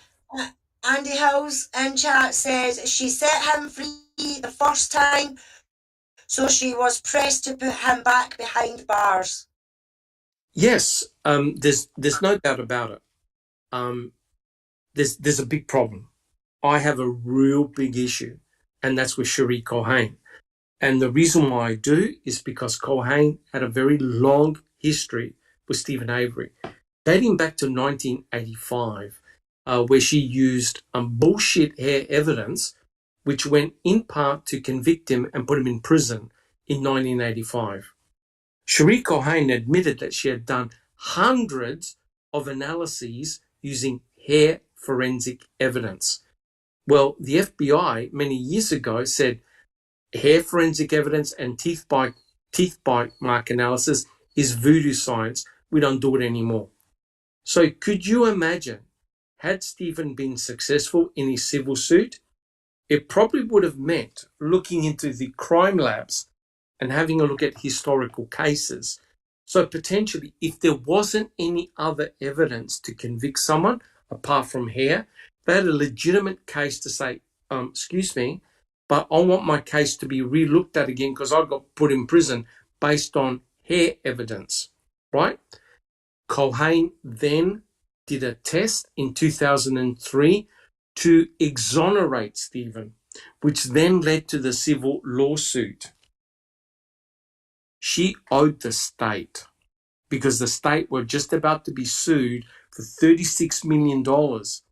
That's going to hurt. And potentially they would look into the forensic crime labs to see what's been going on in the crime labs. That would have hurt the crime labs as well. The person who put up her hand immediately to say, I want to be in charge of this case, was not her lab supervisor, it was Culhane. And Ken Kratz in court said Culhane did all the blood testing. Now, I'm telling you, the one person who should never have done any of the forensics is Cherie Culhane. Guys, do you agree or disagree? 100 indeed, and without a doubt, I agree. That's She correct. should have never That's touched that correct. case. That's correct. And furthermore, all the DNA testing and all the swabbing should have been double blind. In other words, no one knew what the samples were and where they came from. Culhane knew exactly where every swab came from. Culhane did all the DNA testing, right? So if you have an insider can manipulate the outcome, no problems. And no, the scary thing is, no one's going to know. Neverly, do you have a comment? I think that our friend Cherie Culhane would be very, very nervous if they had to do a double-blind testing, don't you think? She wouldn't have the little cheat sheet where it said, put her in the trailer on the garage, would she? Correct. Right? Correct. In actual fact. What an absurd case, this whole thing, no matter what we talk about, everything just does, nothing makes sense. No matter what you think of Stephen Avery, no matter what you think of Brendan Dassey, this case is bizarre, completely bizarre. Alice, do you have a comment? Yeah, T1's joined us in the chat. T1, welcome. As usual, he's on point. He says, J-Jax is playing the part of T1 tonight. He's nailing it. Bravo! Look, T1, if you don't be quiet, we're going to invite you on. We'll give you a microphone. Bring your own microphone. Thank you, Tiwa. And we welcome Jaznaz Gaming. Thank you so much. Good to see you. And Sean Maroney. Oh, Sean. Yes, I'm so excited. And we have TJ Anderson. Thank you so much. Awesome. Good to see you here, guys. Thank you so much for your questions. All right. Alice, do we have another comment? Any more comments, Alice? No, we're all good for now, Doc. Awesome. Okay. So I think, to be fair, what you need is to have a look, re-examine all the forensic evidence, redo it, have a look at it independently, and take fresh swabs. But unfortunately, because of the passage of time, I think we can't do that. And furthermore, the state gave away the human cremains, right? So it's going to be tough. It really is going to be tough. And don't forget, whatever happened in court is the truth.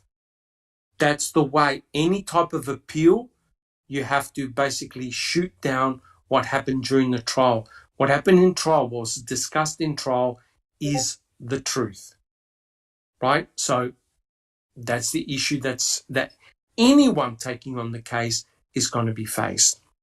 All right, guys. Well, look, I reckon, Neverly, do you have a comment? Yeah, well, that word truth, that's conditional in this context, right? It's like we know that it's not the truth, but it's legit. So basically, they go by the law, and whatever is admitted in court is what matters. Not necessarily the truth, but what matters. And you have to counteract that. Correct. Correct? 100%. Okay. 100%. What has been discussed, what the outcomes of the trial is regarded as the truth. Sunshine Christina. It's not necessary that it's regarded as the truth. It's what's on the record, right? Because we have them.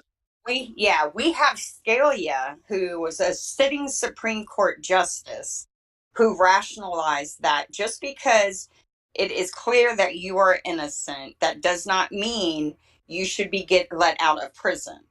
So they recognize that what's in the record isn't necessarily factual.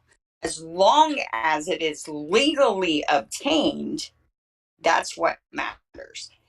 Correct. Now, the only good thing about this is that the state is bound by that narrative. The defense is not. Oh, that's correct. And Kathleen Zona said from the outset, I want to reproduce the crime. I need to find out what happened. Because if she gets in front of a judge, she'll have to give her version of events, right? An alternative to what the state put forward, right? And that's exactly why she hired all the forensic evidence. But at every time she puts in a filing or a request, the judge has turned it around, right? So now it's gotten to a stage where she almost can't present anything because they'll just reject it. So it's a terrible, terrible situation.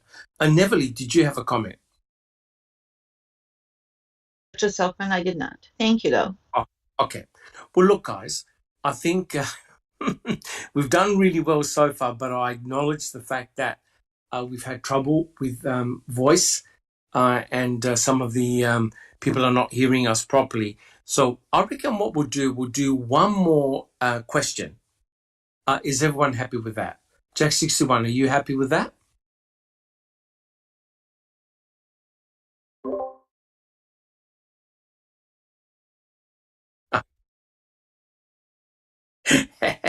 Okay, I reckon we'll do one more question. So let's have a look over here. Okay, I quote, the willingness of attorneys Dean Strang and Jerry Buting to accuse these officers of something so appalling before and during the trial without any evidence to support their accusation still makes my heart hurt, as does the unconscionable choice of the filmmakers to slant the editing to advance this unsupported narrative and present it to the world as likely fact. Now that everyone knows the truth, I wonder if Netflix, the filmmakers, or anyone involved in making a murderer will offer any apology for their defamatory tactics. All right. So here's the question to the panel. Hold on, guys. Did the state ever apologize to Stephen Avery for his wrongful conviction on the sexual assault of Penny Bernstein in 1985? Sunshine Christina. No, they did not. So why isn't why aren't people offering an apology to Colburn and Lenk? Well, because everyone knows what they did, and Kratz is full of histrionics. Is that a side effect of narcissism? I've never heard so many dramatic words in one paragraph. I mean, he just really drove his poor me point home, didn't he? Yes, that's what I wanted to say, Christina, that it's like, wow, go home or go big. He's going home big. How much embellishment did he put in there? The drama, the overzealousness, the grandiose ideation, all of this is just, typical of narcissists. Ken Kratz is nothing but a skin-enveloped ego. That's what he is. And it hurts his heart. Oh, that's really funny. How can something hurt something that you don't have? He's implying that he has a heart, basically, and just trash. That's what it is. Well, I mean, guys, the defense really had no other option, right? They had to name Lincoln Colburn, right? And look, don't forget, we're gonna be talking about the keys soon as well, right? But we'll do that in the next podcast. But you can't go in a court of law and just say, I believe the forensic evidence was planted against me. You have to point your finger to a person and show that they had a direct link to that piece of forensic evidence that was planted against you. The defense had no choice but to name Lenk and Colburn because of the mere fact of their association with that potential blood vial. Jack 61, do you have a comment? You'll probably have to repeat this, Doc, but here's the thing. No one went to jail over the Netflix docuseries. Stephen Avery did. Correct. And if you didn't hear it, people can hear Jack again. Awesome. I don't know what you did, Jack 61. You must have paid your electricity bill. I have not, because I got a gremlin in my computer. I don't know what the hell's going on, man. Yeah, that correct. Yep, 100% agree. So, it's tick for tack here, right? No one wants to be named as a potential planter, right? No one does. But the defense had no option but to name Lincoln Colburn, right? Otherwise, there's no case. You can't go to court and say, look, I've got a planting theory, but I can't actually point my finger at anyone, right? And if you remember what, I forgot the name of the detective. Who was it? The one that said it was okay. If we wanted to take out Steve, we just would have killed him. What? Peterson. Ken Peterson. Peterson. Remember when he looked into the camera about when they were talking about planting, he goes, well, they'll have to prove it, right? And here's the problem. Here's the problem all along. How do you prove that planting has taken place unless you have a whistleblower, right? No one would have caught David Cofford unless his own colleague said, I think you better look at this. This doesn't look right. So someone had to dob them in, essentially. Alice, do you have a comment? Kelly in chat says, Kratz's closing argument was actually brilliant, though. He knew by giving the jury the opinions they would have to make the leap law enforcement killed her. He won the case at that moment if they hadn't got just there. Correct. He knew how to whip a crowd, right, into a frenzy, and he basically stared at the jury and said, if you believe that these guys planted the blood or planted forensic evidence, then you have to believe that they killed Teresa Halbach. You're cops. So think about it. If that jury went back in there and said, we find Stephen Avery not guilty, Lord help all of them. Lord help all of them. So he was a master tactician. He knew what strings to pull, and he did a brilliant job, and he convinced the jury. Alice, do you have another comment? Yeah, one for me. Well, you've got to remember, Doc, when he done the Brendan Dassey press conference, and it's if you're under the age of 15, please leave the room. That was the shock and awe factor just with that one statement. Correct. Shock and awe. So he knew how to work the public big time. TJ Anderson in chat says Dean and Jerry didn't argue much of anything. Denny, the coroner, the Colburn license plate, etc. The Denny situation, they weren't allowed to. Willis denied them even doing that. Isn't that right? That's correct. They weren't permitted to.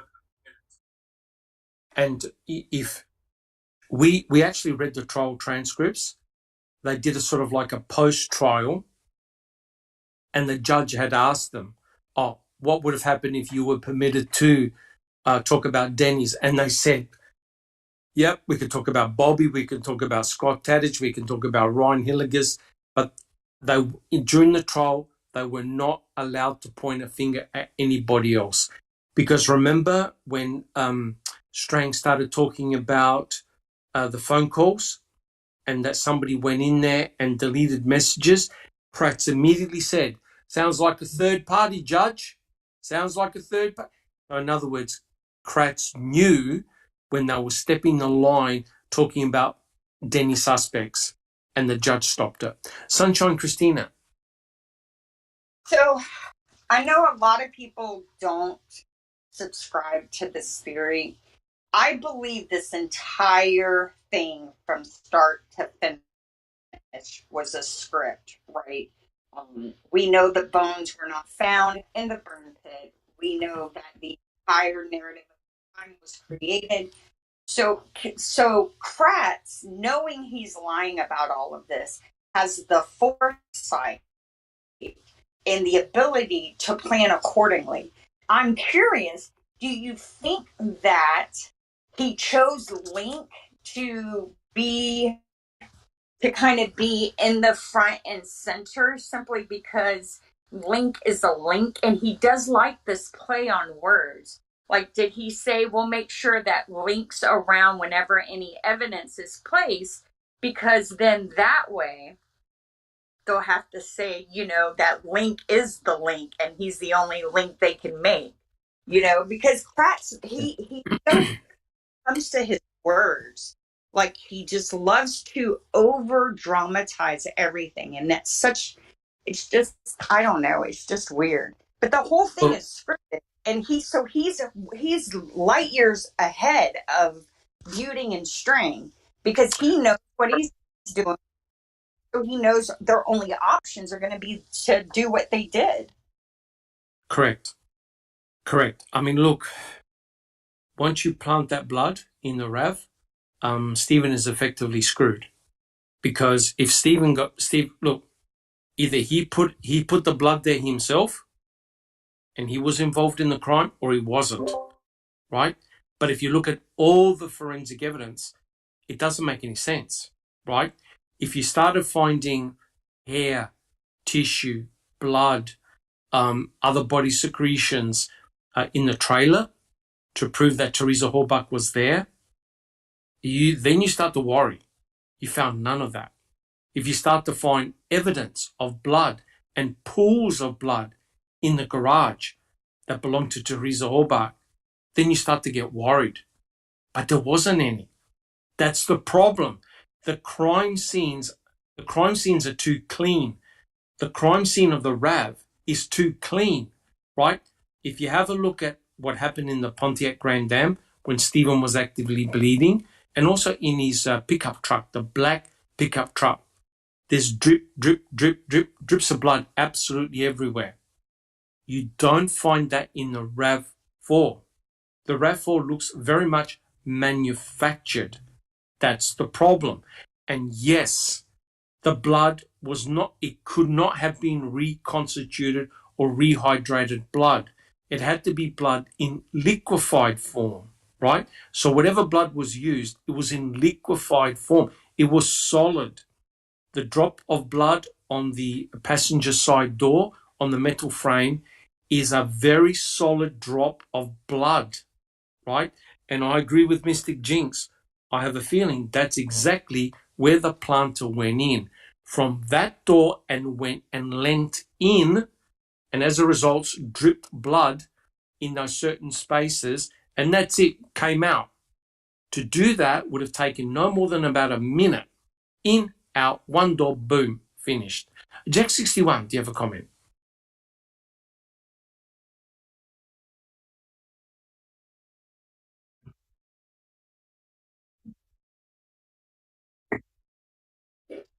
In fact, remember during the depositions, Brendan Dassey depositions, he was asked that question, and he even admitted the case against Stephen was circumstantial. Right?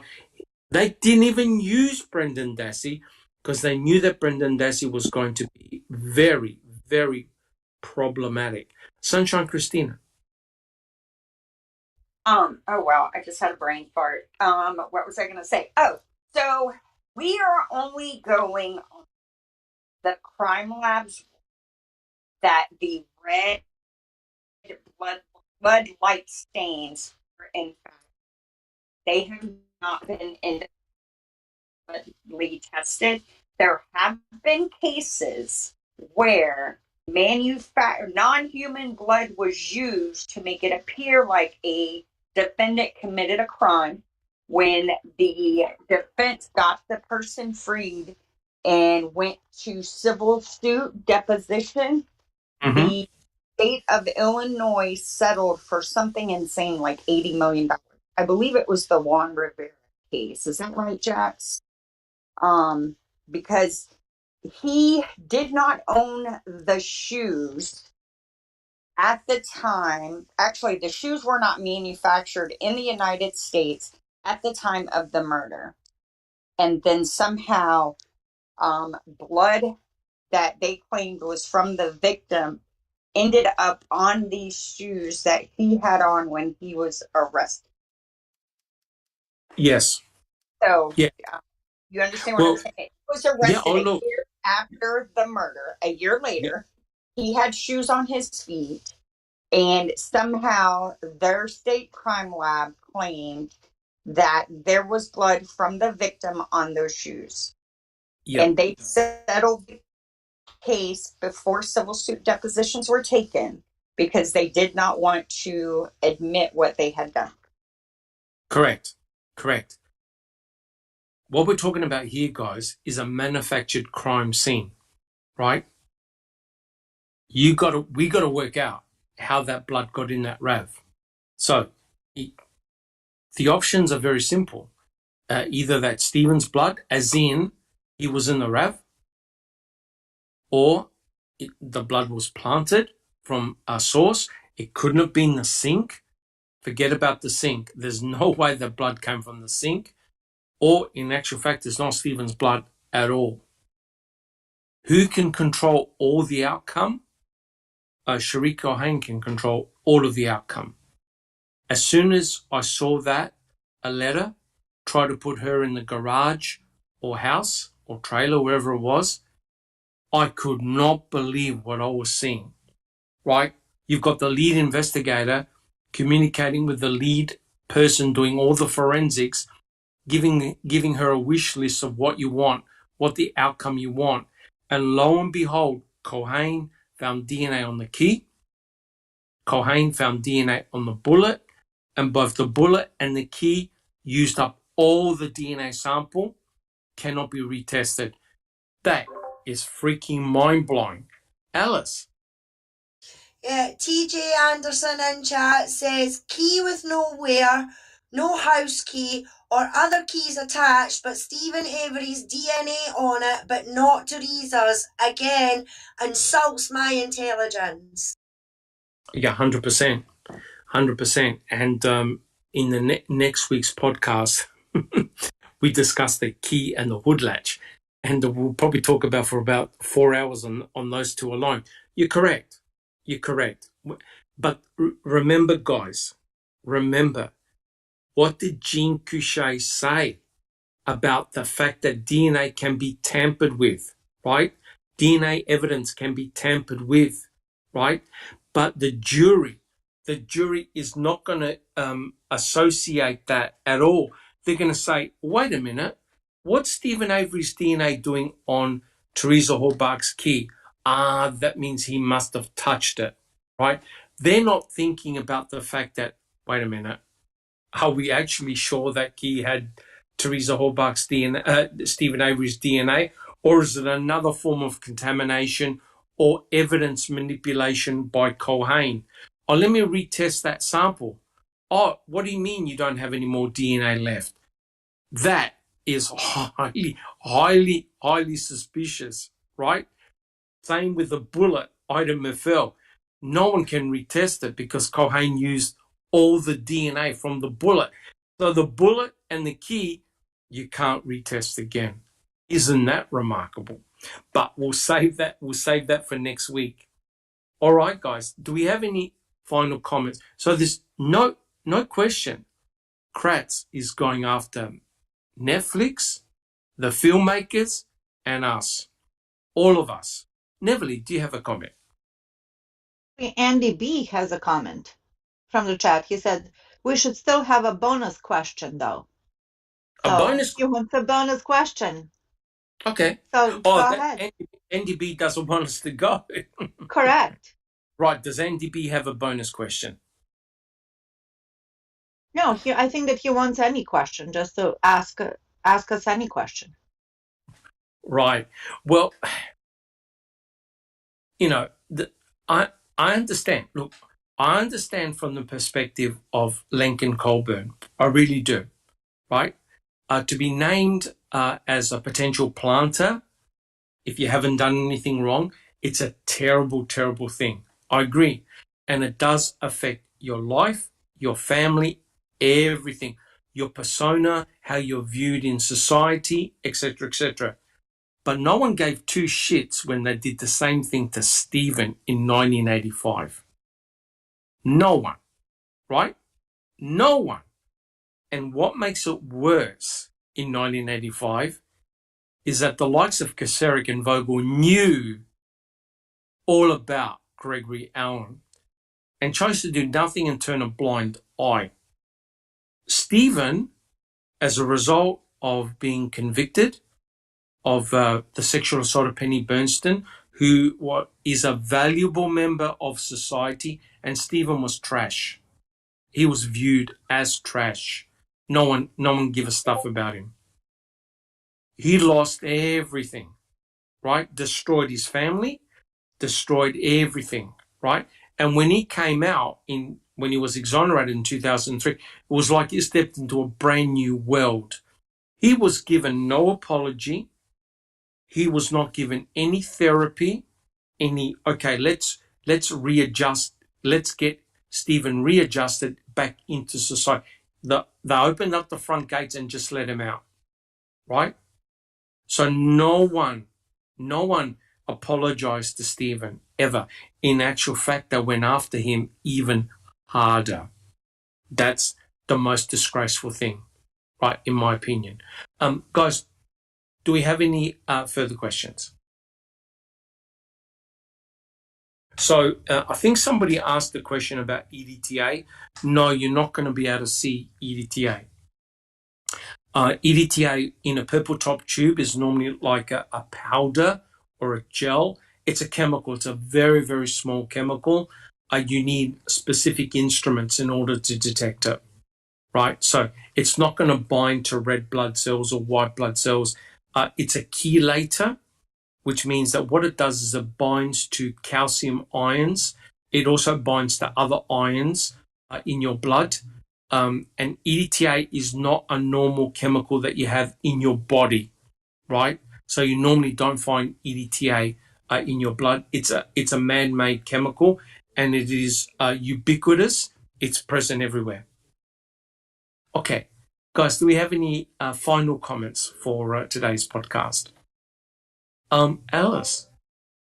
I mean, and that's it, Doc. I mean, people have got to remember this EDTA testing was basically null and void now in 2005.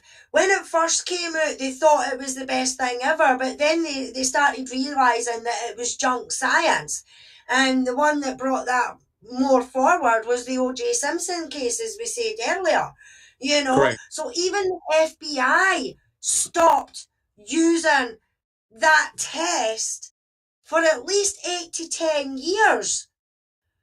And the state in this case has then asked them to do this test that hasn't been done in 10 years, so none of the machines or anything like that would have been collaborated properly to even test for the minusculest amount of EDTA, never mind a milligram, you know what I mean? Because all the machines would have been different and everything 8 to 10 years later, you know? So it just boggles my mind that they came back in, what, 2 days? It didn't take, or a week? it didn't take him too long. Yeah, You know what I mean? 2 I have- days to a week to come back from testing something that hasn't been tested in 8 years. You know what I mean? And people still want to believe it. It's like, oh my God. But the problem with this case is Kratzen that, my opinion, bored the jury with the technical side of things instead of breaking it down into kind of layman's terms. You know what I mean? It was shocking. Yeah, and then because they couldn't make up their mind whether he was guilty or innocent, and then think that there was jury tampering in the deliberation room and everything like that, of that we probably will never know unless one of the jurors decides to come forward and say so, you know what I mean? Correct. But when it comes to the EDTA, people have got to remember that even the FBI stopped using that test. It was either 8 or 10 years ahead before the Stephen Avery case. You know what I mean? Correct. So in my opinion, that test is irrelevant, whether it bring me back EDTA or not, in a sense. But then if it did, it would have helped Stephen. You know what I mean? If it had the traces. But to me, the machines weren't up for it, Doc. So how could they say that they tested it and then only tested 3 of the 6 samples as well? Yes. So, But I'm telling you right now, I don't think Judge Willis gave a damn about EDTA or no EDTA. Stephen still has to answer the question, what's your DNA doing in that car? Right? Yes, you can argue either way for the plus or minus of EDTA, but the reason why, and Neverly will back me up on this, the reason why LeBeau got involved is because he said, the FBI get involved when there's the potential of corruption in government. So if you accuse someone of planting, then that's potential corruption. So that's why the FBI became involved in the EDTA testing, because had they found EDTA on those blood samples, all hell would have broken loose. All hell would have broken loose. And Neverly, do you have a comment? I agree with what you said, Dr. Silkman. I just still believe, in my own opinion, that FBI involvement was just for the show to prove that there was no corruption, basically. But the way now that we discussed for an hour of what happened with the whole FBI testing, we see that that's totally shady. Correct. I, to be honest, I have no faith with the EDTA testing. You would really, It's subjective. There are issues with it. There are quantitation issues with it. And the FBI even admitted that they even had samples that showed no EDTA, but it had EDTA present in it.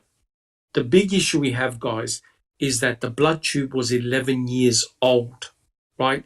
Which means that we don't know how the EDTA is going to behave, or whether it is broken down, whether it can still be detected properly, etc., etc. Judge Willis understood that. He understood that. So that's why he probably didn't allow the defense to retest it, because he thought it was just a big waste of time, right? Remember, what the state would say is the preponderance of evidence. That's why Ken Kratz couldn't give a stuff about the key being planted. He probably knew in his head that that key was definitely planted, but he didn't care, because his argument is, oh, look, you may poke a hole here or poke a hole there in the evidence, but the preponderance of evidence points to Stephen Avery being guilty. That's the way they look at it, right? So Kathleen Zellner has to take the state apart, everything. And I believe she was very, very close to doing that. But they don't want her in front of a judge. All right, guys. Any other questions, guys? Do we have any more questions from chat? We all good? Beautiful. Well, Emily. Anthony Hills has a question, and his question is, I quote, "Can you do another question?" Yes. Well, the reality is, I think, guys, we can literally talk for hours, but I think what we'll do, we need to break it up, because we need to give serious attention to the forensic evidence. You know, we can't really just mull over it in 5 minutes. So I think hold on, I'll read out what Kelly said. The EDTA testing isn't the question. The question lays with Cherie Cohen. Did she give the right swabs?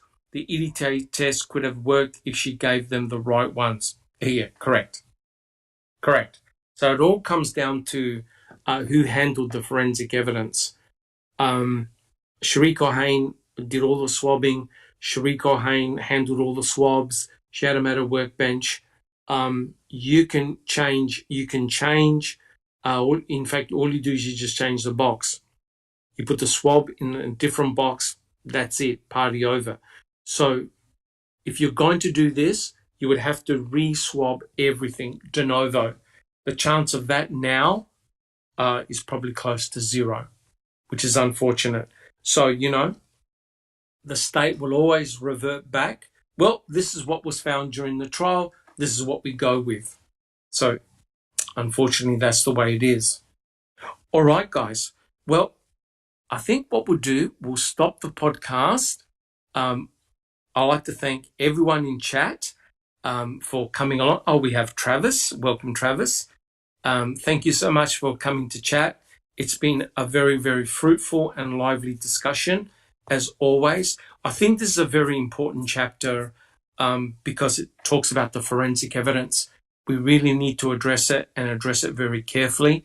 I think this is probably one of the most important chapter in Ken Kratz's book, the forensic evidence. So what we'll do, we'll leave it here, guys. Again, if you like what we do as a team, please subscribe to our channel. Put your DNA on the thumbs up button, and don't forget to hit that notification bell. We have several people that have worked really hard getting merchandise. If you want a mug or a T-shirt, and I think we've got some other bits and pieces as well, check out merchandise. I've bought myself a mug and a T-shirt as well. Can't wait to get them. And thank you so much, guys, for your support, for coming to chat and giving us your great questions. I'd like to thank my panel for their knowledge and wisdom and their level-headedness. This is a tough case to talk about, there's no doubt, but being open, honest, looking at the forensic evidence and sticking to the forensic evidence, I think we'll all benefit from that. So, guys, let's close the podcast and we'll go down the list and tell us how you're doing and what you've been up to. Alice. Hi, Doc. Thank you. Just being back on the channel, talking about Luke and Jodie's case. Had someone in that believes he's guilty in chat, and we were having a bit of back and forth. And Really? yeah, Oh, really? yeah, Doc. Yeah, but some of the things that they were coming out with was so silly, you know what I mean? The logic just wasn't there, you know. She was saying that this business with Maya is a load of nonsense because all dogs would have been attracted to the blood smell. Yeah. And I was like, really? I was like, well, if that's the case, according to one of the witnesses who was supposed to be in that same very woodland strip with 8 dogs between 6 and 8 p.m, then why did his dogs not sense on the blood if Jodie was meant to have been killed at 5:15? Yeah. You know, so Yeah. it was a good back and forth. I'll give you that. So just been trying to do that. Asked a few people what they wanted me to go through, and it was media. So I'm trying to take notes and things like that on the media side of things, and hopefully maybe put a video out on Monday night, fingers crossed. Fantastic. And look, you know, the reality is this. We've got to be real. You can't answer all questions when a crime takes place. We don't have all the answers. You know, why this, why not that? Sometimes you can't answer those questions. Crime scenes are very, very complex. But I think the moment you stop asking questions, that's it, case over. And that's why we've been going on with this case for many years, looking at a whole many different angles. And I'm really proud that our team is so focused on the forensics and other aspects of the case, because that's the only way we're going to solve it and get those boys home. You know, get justice for Stephen, Brendan, and Teresa, right? Wherever the forensic evidence takes us, we go. Thank you so much, Alice. Jack 61.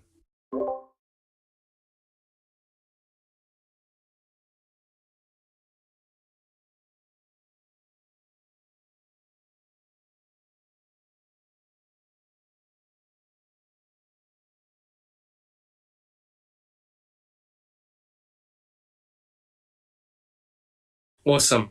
Awesome. And let's hope you can sort out your microphone issue, Jack 61. Fantastic. Thank you so much, Jack 61. Neverly. Hello, panel. Hello, Dr. Silkman and everybody in chat. Thank you guys so much for always being there, for asking all these great questions. Seriously, without you, we would be just talking to each other. So, with that being said, nothing really new with me. I've been just kind of busy with real life. But other than that, all is good. How about you, Dr. Silkman? What's going on with you? Me? Oh, I'm just taking it easy, not doing anything. Sure. Yeah, right. Sure. Yeah. Yeah. No, so far so good. Touch wood. I've been doing a lot of reading, looking into other cases. So I'm keeping myself fairly busy. Fantastic. Thank you, Neverly. Sunshine Christina. Hi. Just like anyone else who's researching this case, falling down rabbit holes that branch off into more rabbit. And just, trying to find an avenue to expose the massive corruption that led to 2 innocent men being convicted of a crime that didn't occur. So, Melissa Lucio is scheduled to die. I think today is 38 days from now. I just want to encourage anyone who has not yet looked into her case to please take a few moments, go on the Innocence Project website. They have a wealth of information there. The evidence is there to show that she's innocent. She's another person who is convicted of a crime that did not occur. If Texas is successful in executing her on April 27th, she will be the first Latina woman put to death ever. Yeah. It's terrible. Absolutely terrible. Whew. Well, let's hope that one gets sorted out, Sunshine Christina. Yeah, I tell you what, it's not easy. It's not easy. I'm not sure whether people heard Jack 61. He said that if he was gonna do an open mic. Oh, fantastic! I think Neville just announced it. Fantastic. Well, look, guys, I'd like to thank everyone. Thank you so much for your understanding about what I read out, about the photographs that are doing the rounds on social media, and also Stephen Avery's letters. But we do not want to touch them as a group. We believe they're family matters, personal, private family matters. We're not going to get involved in that. Again, guys, I'd like to thank my panel and all of the guys in chat. Thank you so much. And hopefully we'll catch up soon. Take care.